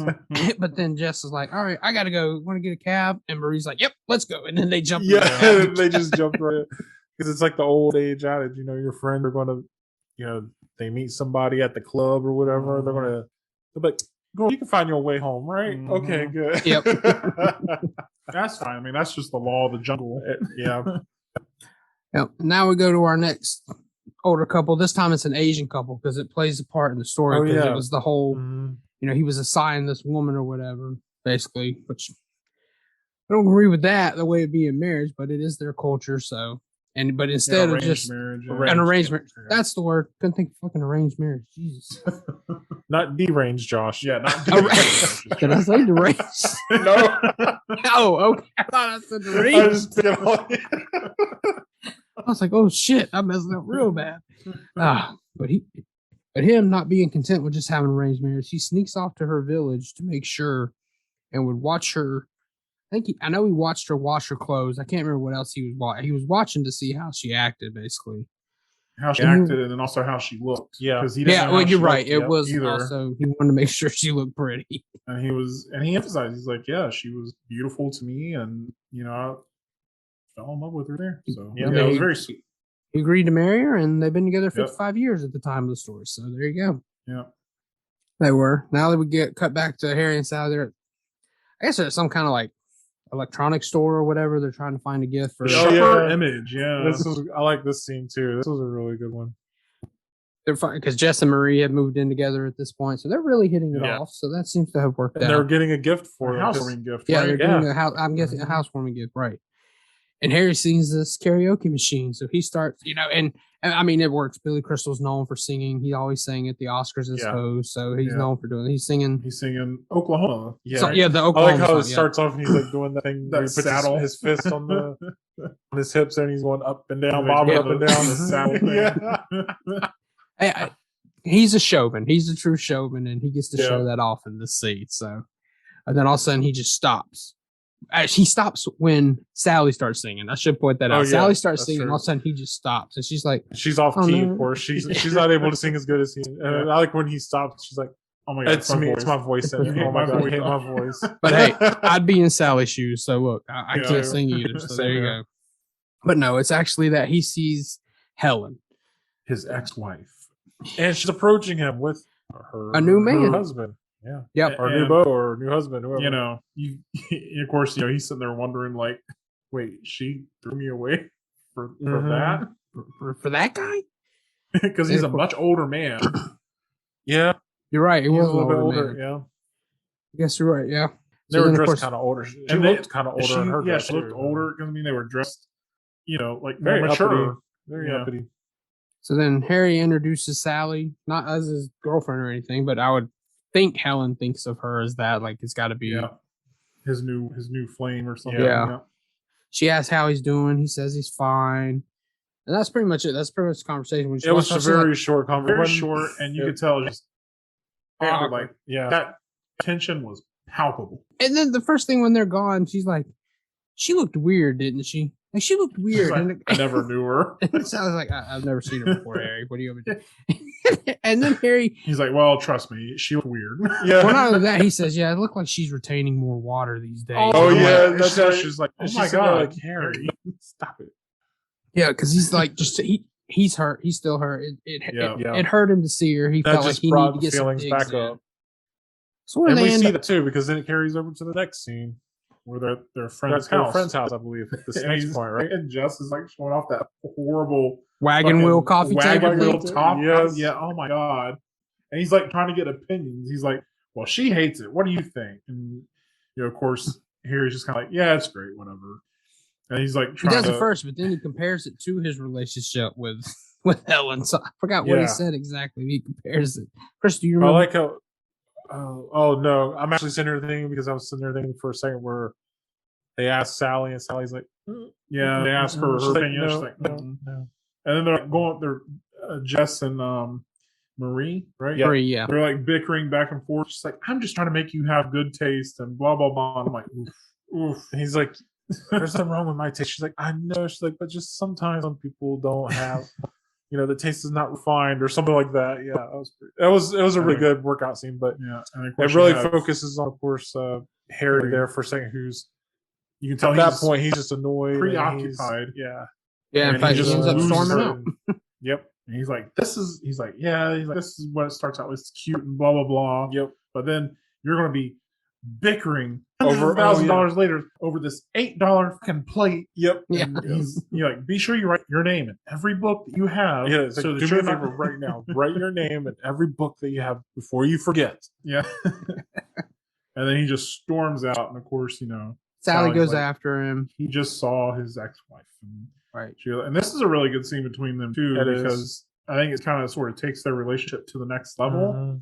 Because they finally have an argument with each other, like a legit argument. It's not bickering. It's just kind of like, hey, don't you fucking take your anger out on me. And he's like, well, you don't ever get upset on anything. Right. Yep. And it's kind of funny because, there's that sort of societal attitude that like women are somehow more emotional than men are, but in this scene it's reversed. He's not the even just that one. Throughout the whole movie, really. Throughout the whole movie, yeah, exactly. I was gonna say like he's the one that's mostly been the emotionally distraught one. Yeah. But it also plays heavily into the fact that men are willing to sleep with women a lot quicker than women are with men. Because she's like, if you're over Joe, how come you haven't even slept with anyone? But for her, she needs a bigger connection than what he does. His are all one night stands. His are flings, Yeah. And she kind of misses that. She's like, you're telling me that I have to, sleep with a man, get over mine. But she's like, you fucked your way all through New York and you're still like this. What does that say? Yeah. And the other thing too is I was sitting there when she said that, I was like, well, I can relate to that in a way because, I even though I'm a guy, I don't go sleeping with anybody as well, especially even like first time I meet them. It's I just don't go and do that. And not to say I didn't have a couple encounters in the past, a long time ago. But being of course older and wiser, I don't do those kinds of things either. I'm like, no, I need to know somebody better before I can go through it. So but I see what she's saying too. Like it's just I can't do it. I can't do it like that. Not like how Harry did it. Like, Harry ends up apologizing, and then they start back going upstairs, and Jess lost the argument. He's bringing down the little wagon wheel topper. And I like that because it's like a nice little like tension breaker for such a concentrated, heavy scene there. And he's like, "Don't say a word." As he's throwing out his wagon wheel. It was an ugly table, I have to say. It was. It didn't fit the aesthetic of the apartment. No, I agree. So now we cut back. Now it must be game and night. That was weird too. I gotta ask, like, was that a cup on top of the table too, or was that like a thing? Or was that something going through the glass? I couldn't figure that out either. I thought that was something going through the glass. So when he brought it down, I was sitting there going like, wait a minute, did he just take that thing out from just like take the glass over the top of the table? Yeah, I was kind of. I was thinking about that too. I was like, how did that whole thing? How did the structure of that work? Weirdly enough, I was watching. I need to pay attention more. So now we're cut to it's game night. They're playing a game of Pictionary, and of course it's Jess and Marie. It's Harry and Hay has a date. Sally has a date, and then it's that other friend that you don't get that other friend very much. You just know that she's the one that's married. She's the one that has a kid, so you don't get to see her as much. But they all have dates. Right, because like her other friend had like a familiar face, but I could not picture her anywhere. I was like, I feel like her face is familiar to me. Right. I don't know. I'll just have to do some more research on it. But Yeah, I don't know. I just feel like she had a familiar face, but I just could not place her anywhere. Then we each get a scene of either Harry kissing his date or Sally kissing her date, and you get the other one looking on. You can tell they're like, that should be me, damn it. That should be me. Yeah. And you know, the worst part is at this point, I think even Marie and Jess know that too. They're just kind of like, oh, for God's sakes, guys, just get together already. Yeah. And Sally's talking to Marie about Harry's date, and she's like, you know, she's a little young for him. Yeah. And then, of course, we get Harry talking to Jess about Sally's date, saying that she's like, they went to a Mets game. Sally hates baseball. So she's willing to try something new for the man. I mean, she at least thinks something serious about it because she hates baseball. She's not just going to go.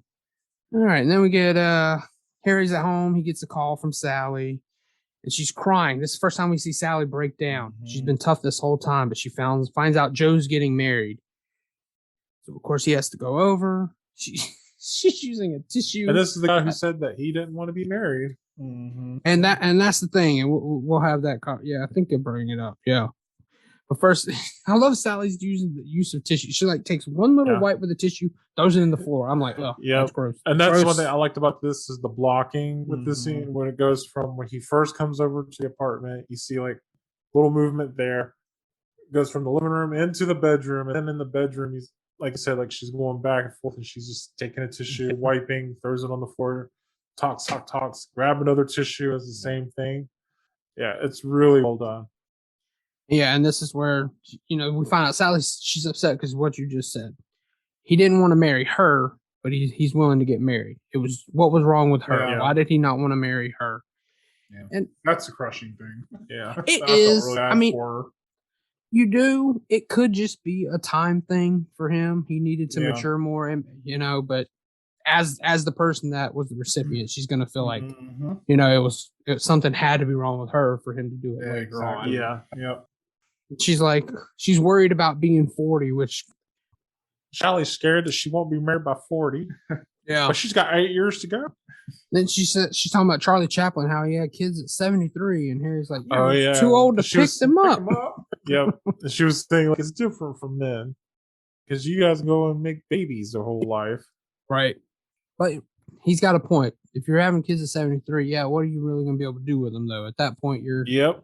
I mean, there's a lot of men still in shape at that age, but it's still going to be hard to keep up with a little kid at that age. I don't care how in shape you are. Well, and then I mean, there's some men that in their 70s are still having kids. I mean, look at well, he's gone now, but Larry. Oh, that's something. Yeah, yeah. Because I mean, the time he passed away, he had 2 little ones at least, and I think he was at least in his 70s, if not maybe 80. So Harry gives Sally a hug. He offers to make some tea, and she's like, "I just want to be held." And this is what gets us to that point, because then they start kissing. They're going to bed together. Finally, it took about damn time. Yeah, as soon as they did that first kiss, I was like, "Oh," and then but I like to they hold me more. I was like, "Oh," yep. And then they start waking up in the morning, and she's like got a big smile on her face. Well, you have to remember, it wasn't the next morning, was it? It was like, no, yeah, no, it was like the next day. Because he was getting dressed and he said he had a was it a meeting? Oh, not yet. She wakes up and when she first wakes up, this is right after. Okay, yeah, okay. She's laying there with a huge smile on her face, and he's just staring uncomfortable. You can tell he's thinking about that damn 30 seconds. Friendship. She gets up. She's like, "You want any water?" She's going to get water. She's pouring water in, and then it dawns on her that, oh shit, he's probably thinking about wanting to leave like he does. Mm-hmm. And then she goes back, gets in bed, and you can tell they're just uncomfortable. And then it wakes up the next morning with Sally waking up, and he's already getting dressed, saying he has to go. But he's like, look, I got to go home, change clothes, go to work. But I'd like to take you to dinner tonight. So he's trying to be nice about it, at least, and offering to do another dinner and not just be gone, which is what he would normally do. Which is what he normally do. I guess it'd be hard with a friend, even if you did take that extra step. I like too, like how at this point they end up calling their friends Marie and Jess, and how because this was a good scene too. I like it's like the 4-way call, but in the middle you got Marie and Jess in their in their bed in that morning on their side, and they have their own phone with their own phone line. That's crazy to me. And meanwhile, you got Sally talking to Marie and Harry talking to Jess, and just the way that the dialogue goes back and forth between all four of them, and it doesn't feel awkward or out of sync or anything of that sort. But I will say one thing: I'm surprised that as close as they were with their phones in the bed, that the other ones weren't- couldn't hear at some point. they couldn't really hear something. Yeah, Yeah. I would have like. And I would have at least immediately guessed and go, has Harry talked to Jess yet? I would have picked that up right away. Same thing with Harry. And then we get a scene. It shows Harry and Sally. They're both preparing in their own way to say that it was a mistake doing what they did, and that hoping that she says it first. He's hoping she says it first. And she's hoping she gets to say it first. Even though she says it, they cut to it, and then she does actually say it first. Yeah. When they're at dinner, and then he has to say like, "Oh, thank God!" Yep. And she's like, "What?" Because like she was expecting to be like, "No," because I mean, she obviously liked what happened and was into it and everything, and then for him to be like, "Oh, thank God," you said it was awkward. And she's like, "Wait, what?" And so she still had that surprised Pikachu face. Yeah. Now I just imagine Meg Ryan with the Pikachu face. Oh, jeez, yeah. Instead of saying Pikachu, should be like Meg Ryan. Ryan. Meg Ryan, I choose you. Oh goodness. Lord. Oh, and then Harry starts eating, and he starts eating like he's very loud while he's eating. Very loud, yeah. I don't know salad. I don't know if he right in knows front this of my loud. salad, Harry. She's just noticing this for the first time that he's like this because she's starting to have that feeling. You notice different things about him, or if he's doing it intentionally because he's like, I'm happy to just sit here with someone and not have to talk because that's what they could do as friends. But you could tell she wants to talk and she just smiles like, "Yep, But she's putting on that fake front right now. And then we get both of them are putting on a front. Like it's just that's true. That's true. They are both putting on. Both are right. They're just like that's where it drives you up the wall as the viewer because you're like, oh, for God's sakes, just say you like each other at this point. Like, there's no denying it. There's no denying it. Yeah. At this point, yeah, there's no denying like you guys talk about everything else for this many years. You guys have known each other for a long time. Just frickin' say it. Just get it out in the open. Who's that comedian that would yell all the time? Oh, Sam Kinison. Yeah. Oh, yeah. It's like, just say it. Yep. That's what they needed was Sam Kinison there at the table just telling them, say it! And we get a quick scene of Harry walking. He's talking with Jess. And then we cut to Sally, and she's with Marie. Now, she's not trying on her wedding dress.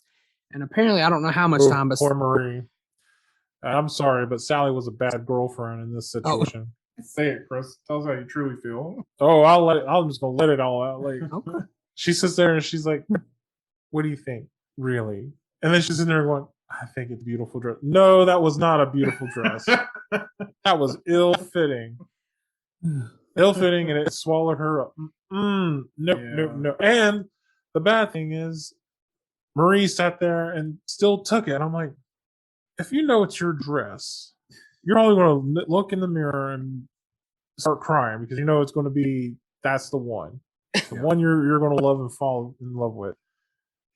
She didn't do that. She didn't do that because Sally was way too distracted with thinking about Harry. Yeah, that's right. So I think for that moment, Sally was most likely like, "Yeah, I'm ready to go." Yeah. Oh, that looks nice. Yeah, that looks great.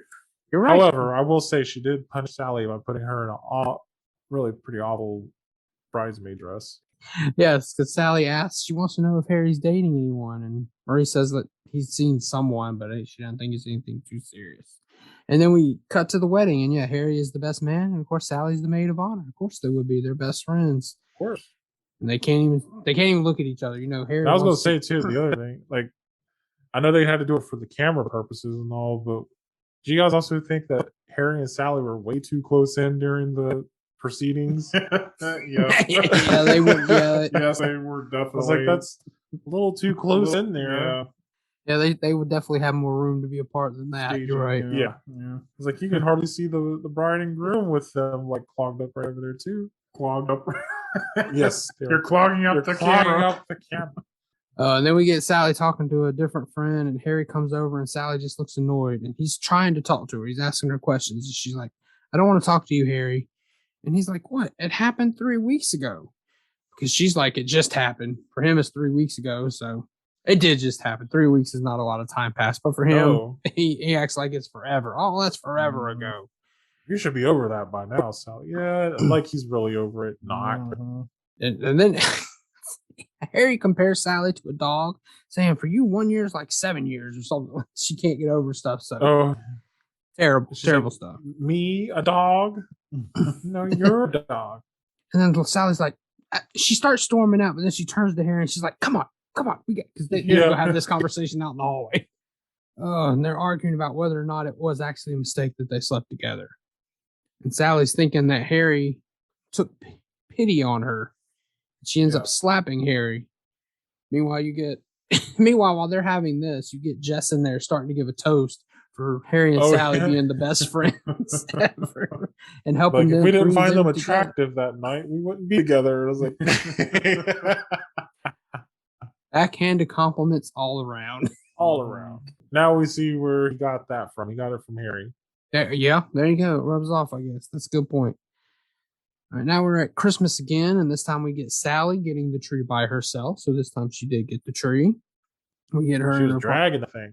She was having to drag the tree, whereas when it was the two of them, they both had one end. You know, you need that partner sometimes. You need it. Getting a big tree, that's one of those situations. And we get her, and Harry's in there. He's leaving a message on her machine because, hey, back then, folks, we all had answer machines on landline phones. Something a lot of people don't know about these days, probably. I remember the first time I heard about an answering machine, I thought it was like an actual like robot that would pick up the phone off the hook and answer the phone for you. Oh no.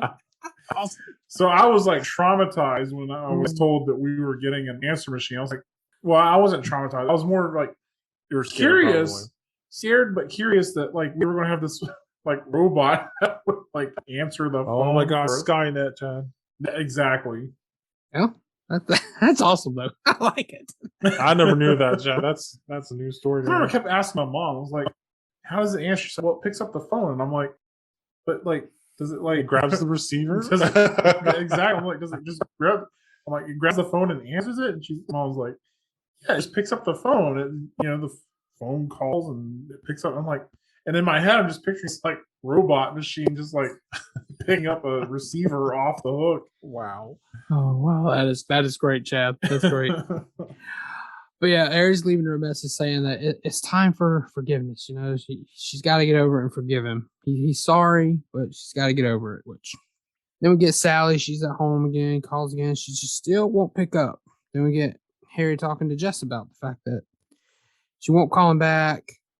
And then Harry went back and must have bought that karaoke machine because now he's singing to her, doing the karaoke on her machine.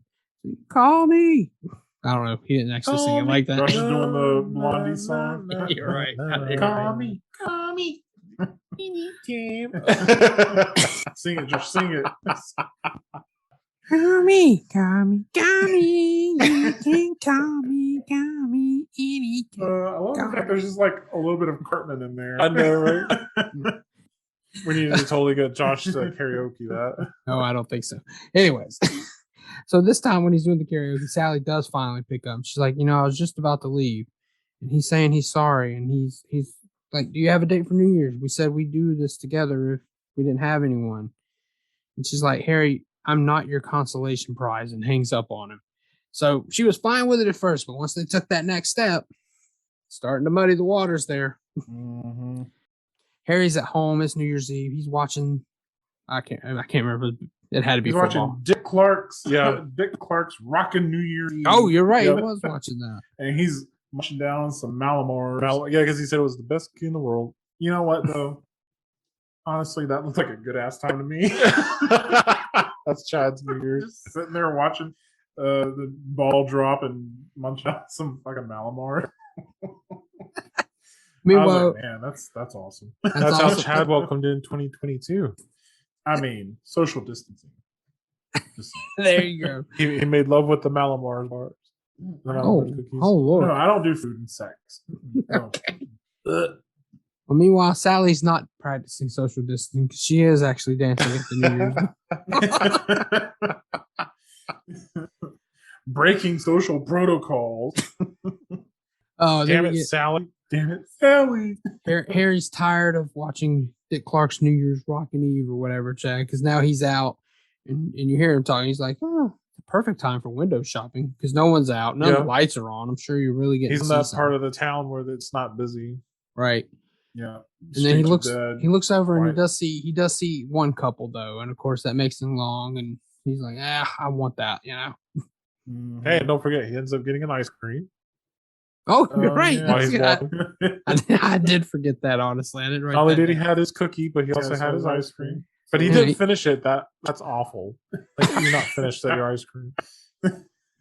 He only had a little bit left. Him running down the street with damn He only ice had a cream. little bit left. All he had to do was just like take a couple chunks out, and that's it. But he just throws it in the trash can. I'm like, Chris, wait. Yeah, are you going to finish that, sir? Exactly. Exactly. And then we cut back to Sally. I didn't write it down.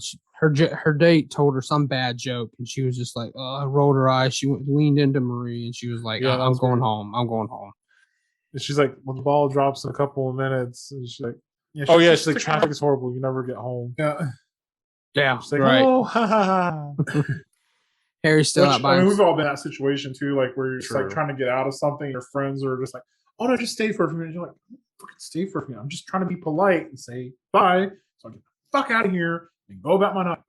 Josh, when was the last time you said something like that to a friend? I was like, I don't remember. Chad, tell me, when's the last time I did that? I don't know. I mean, we've all been in that situation before, though. Have you told Josh this before?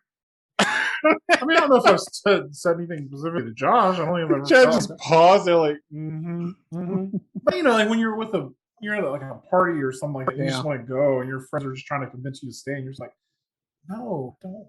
I'm not feeling this shit. Like, Chad's always been an old man, though. Shut up, Chris. All right, so Harry, we cut to Harry. He's still back, and he's remembering all the early times with Sally. He's remembering the first conversation they had about how men and women can't be friends. And then he remembers actually kissing Sally that first time, and he starts running.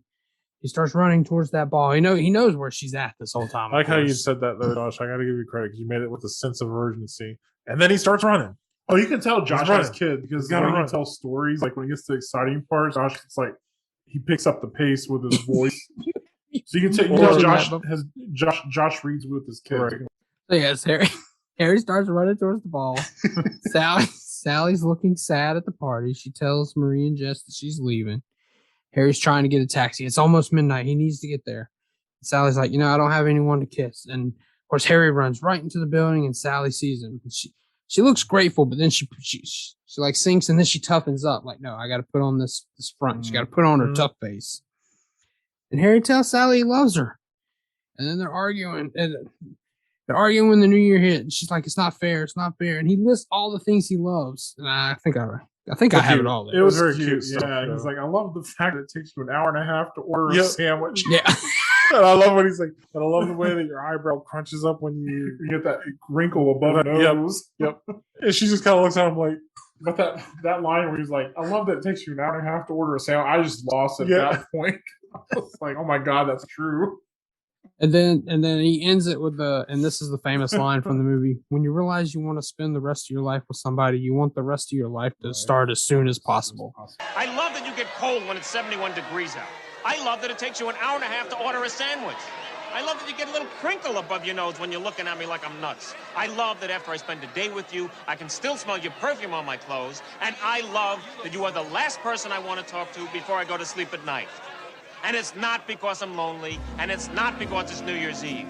I came here tonight because when you realize you want to spend the rest of your life with somebody, you want the rest of your life to start as soon as possible. And Sally, she's like, oh, I hate you, Harry. And then you realize, they kissed, that she loves him. She had to say it. That's what I want. Like, that's what I want. Because I realize I hate you. That's what I want. I want somebody that I can look at, somebody I love that I can look at in the eyes and be like, I hate you. And know exactly what I mean. That's what I want. That's your goal. That's my love language. Okay. I can only express my love through yelling and anger. Yeah, that's true. That's how true. I love. Okay, it's the way God built me. Chad's a lot to handle. Yeah.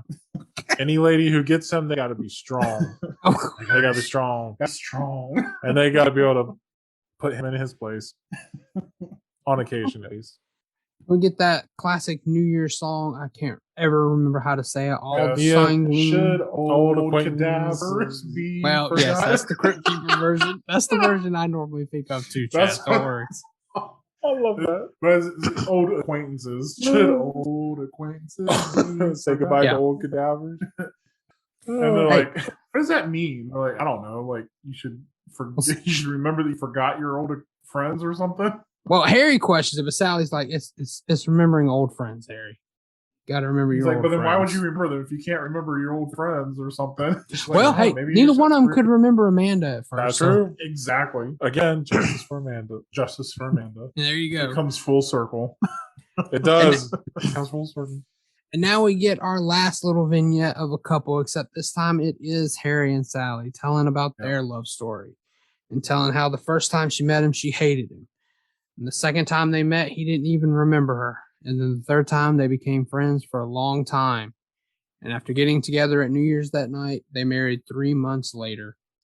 And And then what I love the most about this is that he even was like, yes, we had a giant coconut cake. Yes, the Yeah, but we had the chocolate sauce on the side. Yes, And the because coconut, chocolate- too. Yeah, because she was like, yeah, well, the chocolate, the coconut soaks up all the chocolate, so it has important to be on the side. I'm like, oh my god, this lady. Yep.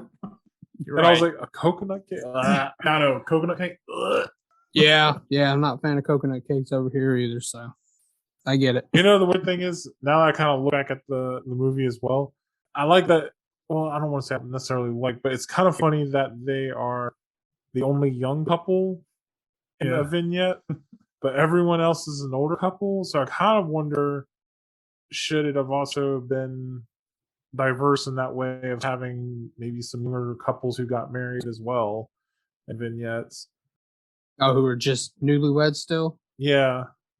Yeah, but I also can't help but think too, there's that saying like you two argue like an old married couple. True. So it kind of makes me wonder if like, it was sort of a nod to that. Like, I guess. they were kind of like an old married couple.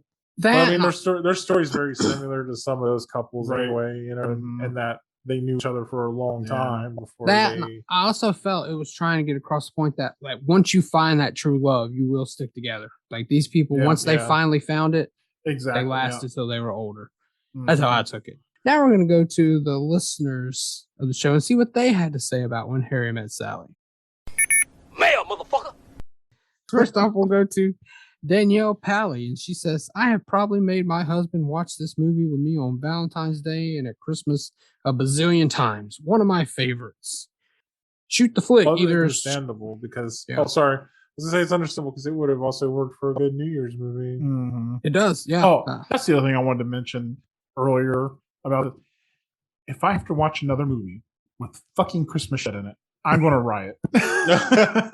How many goddamn movies have we had to watch with Christmas in it? You're God right. damn it. You're right. Well, to be fair, you didn't know Harry Met Sally was going to I didn't. I went into this completely blind. But still, I was mad with the 2 fucking Christmas scenes and the New Year's scene. I was like, God damn it. Chad, tell us how you really feel. You love Christmas? My friends over at Shoot the Flick, Scott and Frankie, they just say, I love this movie. And some guy here named CBC Monkey says he's excited for this one. He's yet to see the movie.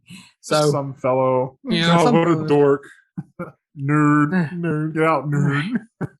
Then we have the nerdy photographer. He says the scene in the store. Oh, sorry. Well, I love nerds. So, nerdy photographers are thumbs up for me. There you go. The nerdy photographer says the scene in the store when his ex walks up, such a New York City moment. It's the biggest small town and you run into people you never thought you'd see. Also, whenever a situation is very awkward, I'll just bust out a Helen to break the tension. Nice. Or instead he could take Helen and just do like Stella, but instead just go Helen. Then previous guest on the show, actually, Peter in London, Peter Bukowski, says, that's one of my favorite movies. I love Nora Ephron's writing. It's a great rom-com about friendship and relationships. It's so smart. Meg Ryan and Billy Crystal have great chemistry. I love them together. Also, Carrie Fisher steals her scenes. I watch it every Thanksgiving. He says it's my unofficial start to the holiday season. The autumns in New York are gorgeous. And I remember talking to him. He talked about loving coming to New York because he's in the UK, but he has been to New York. So the 5-Day Rentals podcast says it's my wife's favorite movie. I have to sit through it as penance for the usual I have to sit through it as penance for the usual trash I watch. I can't blame her. I mean, but no, the thing is, honestly, this is one of those movies that, like, most guys don't like rom-coms, but this is like one of those movies that, if you have to watch it, like, you're not gonna be mad. Oh, so it's smart. It is. It's a really good one. Yeah, it's not like watching, what was the Made New York movie with Jennifer Lopez. Oh. 5-Day Rentals continues. Can't blame her. I mean, Billy Crystal just oozes sexual energy. Just seeps right out of those size 26 Levi's. Oozes. Size 26 Levi's. Man, I'm envious. Well, I guess he must. I don't know. Maybe he did his digging on. I mean, they did have that, butt shot of his. And they did in the beginning in the car. Yeah. With Sally. Yeah. The Will of Horror podcast says, I actually haven't seen this. Which, hey, till this, guys, you hadn't seen it either, right? You'd only seen the clips, right? Yep. Go watch it. Yeah, go watch it. It's really good, actually. My buddy Neil from @NeilBelieves says it has one of my favorite movie endings ever. It's very beautiful, which, yeah, it really does. And it's got the gif of them two as the couple in the vignette there. Yeah. My buddy Carlo over at the Movie Loot says, holy shit, my favorite rom-com. I did a special episode about it last year. Anyway, I love the chemistry between Crystal and Ryan and the way it shows this relationship growing. And so with him saying he did a special episode, he does special episodes where he'll pick out a certain scene. I haven't listened to it yet because he just told me about this, but I'm definitely going to be going back and listening. And I suggest all you go too, because he'll break down the scene. It'll be like a 20-minute short episode where he just breaks down one scene from a movie. So I'm curious to see which one he chose. Yeah, because there's some good ones. Mm-hmm. Some good ones. Yeah. My buddy Jeff Hunt at JHunt006 says, simply the restaurant. Meg Ryan made me feel funny. Well, Jeff, if you're still listening, I hope you. I don't know if we made you feel funny or awkward or what, but I hope you got some enjoyment. Hopefully, we made you feel funny too. And then, DM me, and because DMs are open, y'all. So go have at it. And then Rio at Rio's Positive POV says, fantastic movie featuring the best scene ever in a restaurant. So once again, Rio, I hope you enjoyed what we performed there today. That's right. I think it was Oscar caliber. I think we all did a good job. Okay. I'm waiting for the porn industry to contact me. Okay, so maybe more like the AVN Awards. Okay. All right, so this was interesting. This is interesting. This podcast. When Harry Met Movies, so they obviously took their podcast name from this movie. But he's like, would you believe we haven't watched this film for the podcast, despite our name? I have, but probably a little too old for Harry, which is this, it's a father and son, and he's introducing his son to movies he grew up with in his childhood. I honestly think it's the best romantic comedy ever made. Great performances and a wonderful story. Yeah, agreed. It's really well done. The dialogue is what keeps you. We keep saying that a lot, but that's what keeps you engaged and their chemistry. Yeah, because I mean, the thing is like it's not like very visual oriented. Right. It's not action oriented. Like the comedy is not physical comedy. It's just very dialogue heavy, but it's really, really well done. Although I do think it gives you great visuals of New York, especially like I'm guessing for the people in New York, they love watching, or people that love New York. Like for me, I've never been to New York, so I don't get that connection that a lot of people do. But yeah, I think there was kind of circling back for a second. I remember when you were listing actors that they were considering, and I forget who it was, but I know one of the actors turned it down because they thought it felt like more Woody Allen film, which I was like, I kind of see that comparison. Yeah. Oh yeah, absolutely, I agree with that. My friend like Haley Woody Allen says, films sort of just wander to nowhere. That's true. Oh yeah, true. Wait, Chad, you're gonna previous person who just commented on this, Peter.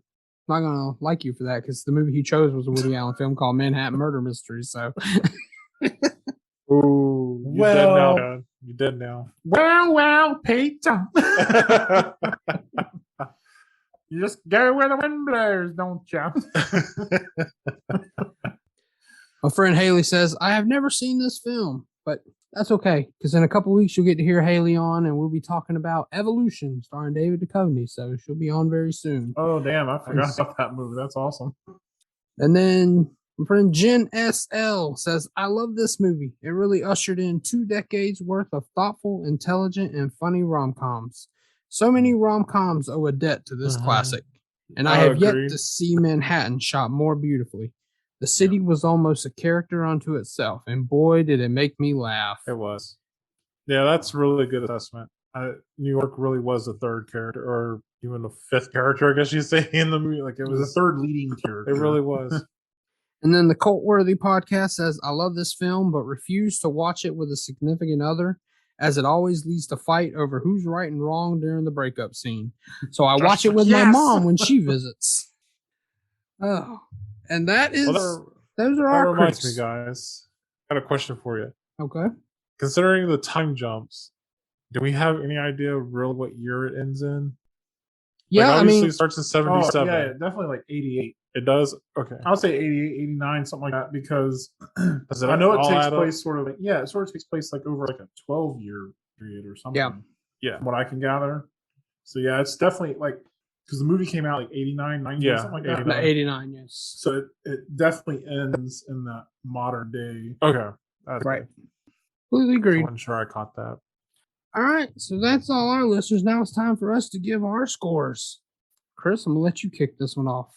I think I'm going to do 4. 4 out of 5 for me. Same. Yeah, Chad, 4 same. out of 5. I really enjoyed the movie a lot. You know, for somebody who, went in only knowing that it was a rom-com and knowing the famous orgasm scene, that was it. Yeah. But speaking of that, we didn't bring it up. I don't know if you guys remember. Do you remember on TBS they used to have the chimps performing famous scenes, and this was one of the ones they had? Chimp. I think so. Now you mention it rings a bell, but I think so. Yeah. Like they had this one. They had the chimps doing a Thelma and Louise. They had them doing the "Show Me the Money" scene from Jerry Maguire. Oh. Yeah, I do vaguely remember this. Yeah. Okay. Oh man, I brought up some period memories there. But yeah, I was at 4 the first time. I'm at 4.5. I mean, this thing is damn near perfect. I think the only thing I want is for those couples to be the actual couples telling their stories. Yeah. They do such a good job, though. They do. I mean, it was believable. Yeah, it's well written. I mean, I guess R-rated raunchy rom-com Forgetting Sarah Marshall would be my favorite rom-com, but man, this is like right below it, like just barely below it. Yeah. I guess I give it. Some women would say, like, of course you like that one because it's raunchy. Maybe so. I do like raunchy comedies, so. All right, so up next after this, you guys will be getting Pete from the Middle Class Film Class, and we'll be talking about Whiplash. And then these guys will be back, and the poll's not officially over, but it looks like we'll definitely be covering Swamp Thing. Ooh. Yeah. Notice I was Don't boo a film, Chris. Notice I was the supportive one. Yes, I noticed. Chris, don't be a sore loser now. Don't do that. Hey, it's every girl's dream to win. Well, but still, it'll be fun. It's going to be a lot of fun. Oh, absolutely. I don't care what anyone says. I think we're all winners. All right. So, Chris, go ahead. Tell them everybody where they can find you. You can find me on Instagram, Topher of Oz. You can find me on Twitter at CBC Monkey. I'm also on Letterboxd at one of the 2 screen names. I still haven't learned it yet. That's bad.